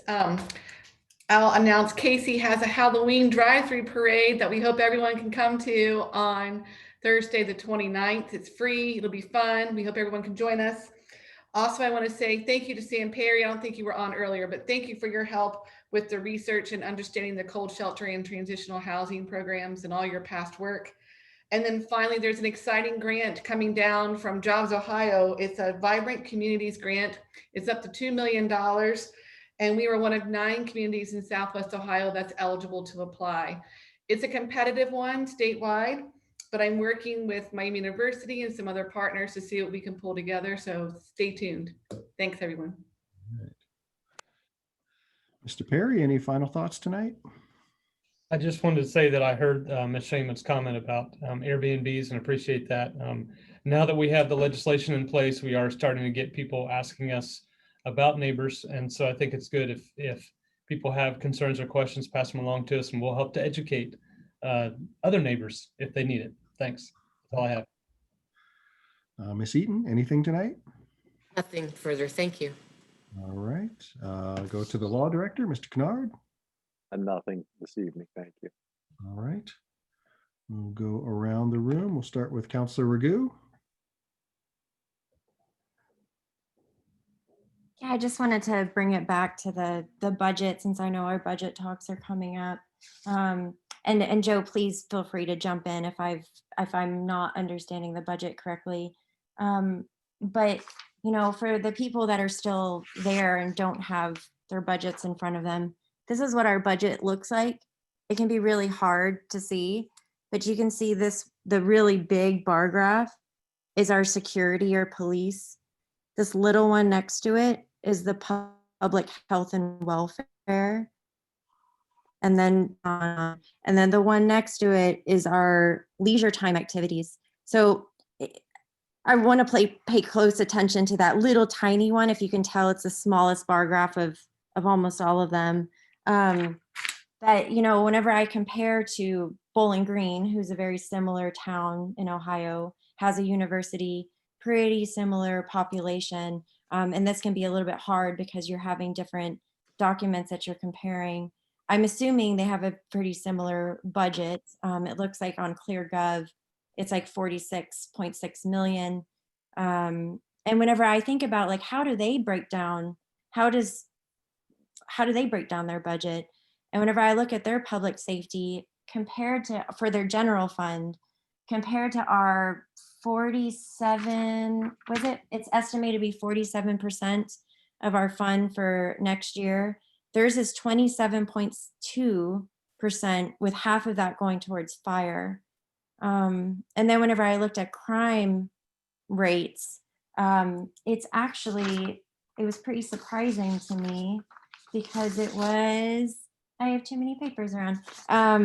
If I look at Bowling Green, they had about 27 violent crimes for the last year, 478 property crimes, compared to 42 violent crimes from Oxford, and then 604 for property crimes, for a crime rate per 1,000 residents of 0.86 per 1,000 for Bowling Green and 1.84 for Oxford. I don't know if that means that why Oxford people have so much more crime compared to Bowling Green, which is a very similar city, who has a very different expenditure on budgets. But I think that it's a question to be asked as far as what are we doing for root causes and what are we doing to work with our university, who Bowling Green is also a university town. So what can we learn from them to maybe get a lower crime statistic? And I think that, and I'll echo it again, the CARES funding, since, attributed in large part to Jessica, since that has all been actually incorporating feedback from community members, it has really been an exercise in what it looks like to use your funding based on your values. And so I know budget talks are coming up soon and everything is already down in our little binder, but I would ask, in going forward, how can we make our budget a reflection of our values? And do we think public health and welfare deserves to be that small of a bar on our bar graph? Whenever, if we look down the breakdown from our CARES funding, it is vastly different percentages, albeit that we aren't talking about streets and maintenance and that kind of thing. So I think that we have a lot we can borrow from other cities and a lot we can learn. And I think that, like it's been said over and over again, that the more that we bring in community members and the more transparent we can be, I think the more we can glean from the wisdom of what our community actually wants. So thank you again to Jessica. I think that, that was an amazing job with the CARES funding. I think that it's satisfying a lot of what people are asking for. All right. Councillor Ellerby. Late. I'm going to make this really short. Early voting has started. Get out and vote. If you don't vote this year, I don't know what to tell you. All right. Vice Mayor Snavely. Well, Glenn, that was very similar to what I had planned to say. Early voting has started, and I talked to a couple of people who went and down to the Butler County Board of Elections to vote early. And while the line looked a little long, they said it moved very rapidly and they got in and out in a reasonable amount of time. So I echo Glenn's comments. I also want to thank the chief for sharing that story, and I want to thank him and all the police officers for the work that they do. I think there are ways that we should do more in other ways for our community and the health and welfare of our community. So I agree with that, and I'm glad we were able to do so much with the CARES funding. But I also want to express my support for the Oxford Police Department. I think they do a very good job. All right. Councillor Southern. And I know that the police were very busy this weekend. And so, you're not only doing a great job, but you apparently are very overworked. But I also wanted to echo all that talk about voting. There are free rides to the polls for any registered voter, whether you're of any age, that are offered. These rides are offered from now until November 3rd, and twice a day, and they're offered through the senior center. And you can call, I have a number to call, 523-8100, and ask for Jean Glazer, and she will help you arrange a ride to the polls. There's 2 offered a day, in the morning and the afternoon, and you have to reserve, but we want to be sure that everybody has a ride to the polls who needs a ride. So please share this information as widely as you can with anybody who might need a ride to the polls. Thank you. All right. Councilor Bracken. Oh, I'm sorry. I should add that this is being organized by the Senior Center, but they also got a $2,000 grant from the Oxford Community Foundation for this.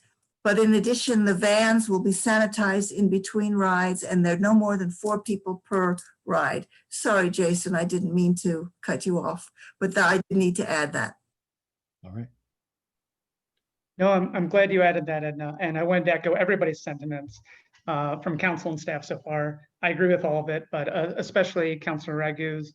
I really like what she said about the budget, and I hope we approach the budget going forward as we did the CARES Act. Which brings me to my next point, the CARES Act.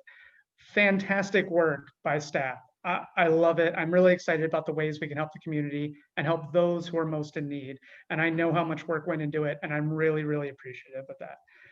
And I also wanted to thank the officers that were mentioned by Chief Jones. That is a fantastic, beautiful story that highlights the great things that our officers and all officers can do. I love it. The only thing I didn't like about it was that we sort of suggested that those who spoke up tonight on behalf of BLM wouldn't be as appreciative of it, because they certainly would. And many of them are involved in helping those in need in those very ways, not in the same ways our officers can, but that's something they care about. And I don't think we should maybe disparage them, that they wouldn't be as appreciative as the rest of us for that. And they are very much members of our community as well. And like to say again that nothing tonight was negative about the police. At least I don't think I recalled any negative comments. It was more about how can we make them even better? How can we make you better and our city better? What ways can we improve this going forward and sort of lead the way, right? And the last thing I just wanted to mention was COVID is ramping up again, and I want people to be safe. I don't want to lose anybody in town to this. And so I really hope everybody wears masks and social distances. And yeah, really pays mind because things are going to be getting worse now that all the students are here, and also we're heading into cold and flu season. So be wary. Thank you, everyone. Thank you. Councilor Plutarch. So I don't have too much to say tonight. I guess I would just express what I may be one of those crazy people who I'm like trying to integrate both sides of arguments and find my way up in the middle. And I appreciate equally the passion to which Black Lives Matter and other activists are bringing in terms of questioning and critically thinking about policing, and Ms. Anderson and all the people who signed this petition in support of the police. And I hear where both of those are coming from, and that we can continue to wrestle with these questions when, I think as some people have pointed out, we locally don't yet have a problem. And I think it's wonderful for us to anticipate and think about how to do better. But I also hope, and as Mayor Smith has pointed out, there's a lot of stuff in terms of clear and present danger in the city of Oxford right now in terms of COVID and economic damage and lots of other things. I think we can do all of this, but I do hope that people understand that there's a certain amount of bandwidth that council and staff can take on. And I think we have to prioritize them. And I think that thinking about policing was one of the priorities we talked about. And I think we'll move forward with it. But to Councilor Ragu's point, I think the budget that, the budget we deal with is also the product of many decisions by people in prior years of building up a department and funding it and thinking how to do it. It was great with CARES Act funding because it was money that basically fell into our lap. So we could divide it up based on our impulses in the time. But, the police department has been built up, and that priority in our budget reflect decisions. And so change of any kind would, nothing's going to be easy about it. But the fact that we're having the conversation is productive. But I would say unequivocally that I support the City of Oxford Police Department, and I think that we start from a wonderful place. We can do better, and I appreciate the chief's openness to these conversations. But thank you. All right, I too will be brief tonight. I know we've kind of settled into this uneasy norm, but I want to remind everybody not to get complacent. I want to remind everybody to get a flu shot. And lastly, I want everybody to test negative and stay positive. So do I have a motion to adjourn? So moved. Second? Seconded. All right. Ms. Eaton, will you call the roll so we may adjourn? Ms. Southard, Yes. Mr. Bracken, Yes. Mr. Ellerby, Yes. Mr. Prithridge, Yes. Ms. Bregu, Yes. Mr. Snavely, Yes. Mayor Smith. Yes. All right. Thank you, everybody. Another long but productive meeting. So Good night, everybody. good weeks. Thanks, everyone. Night. Good night.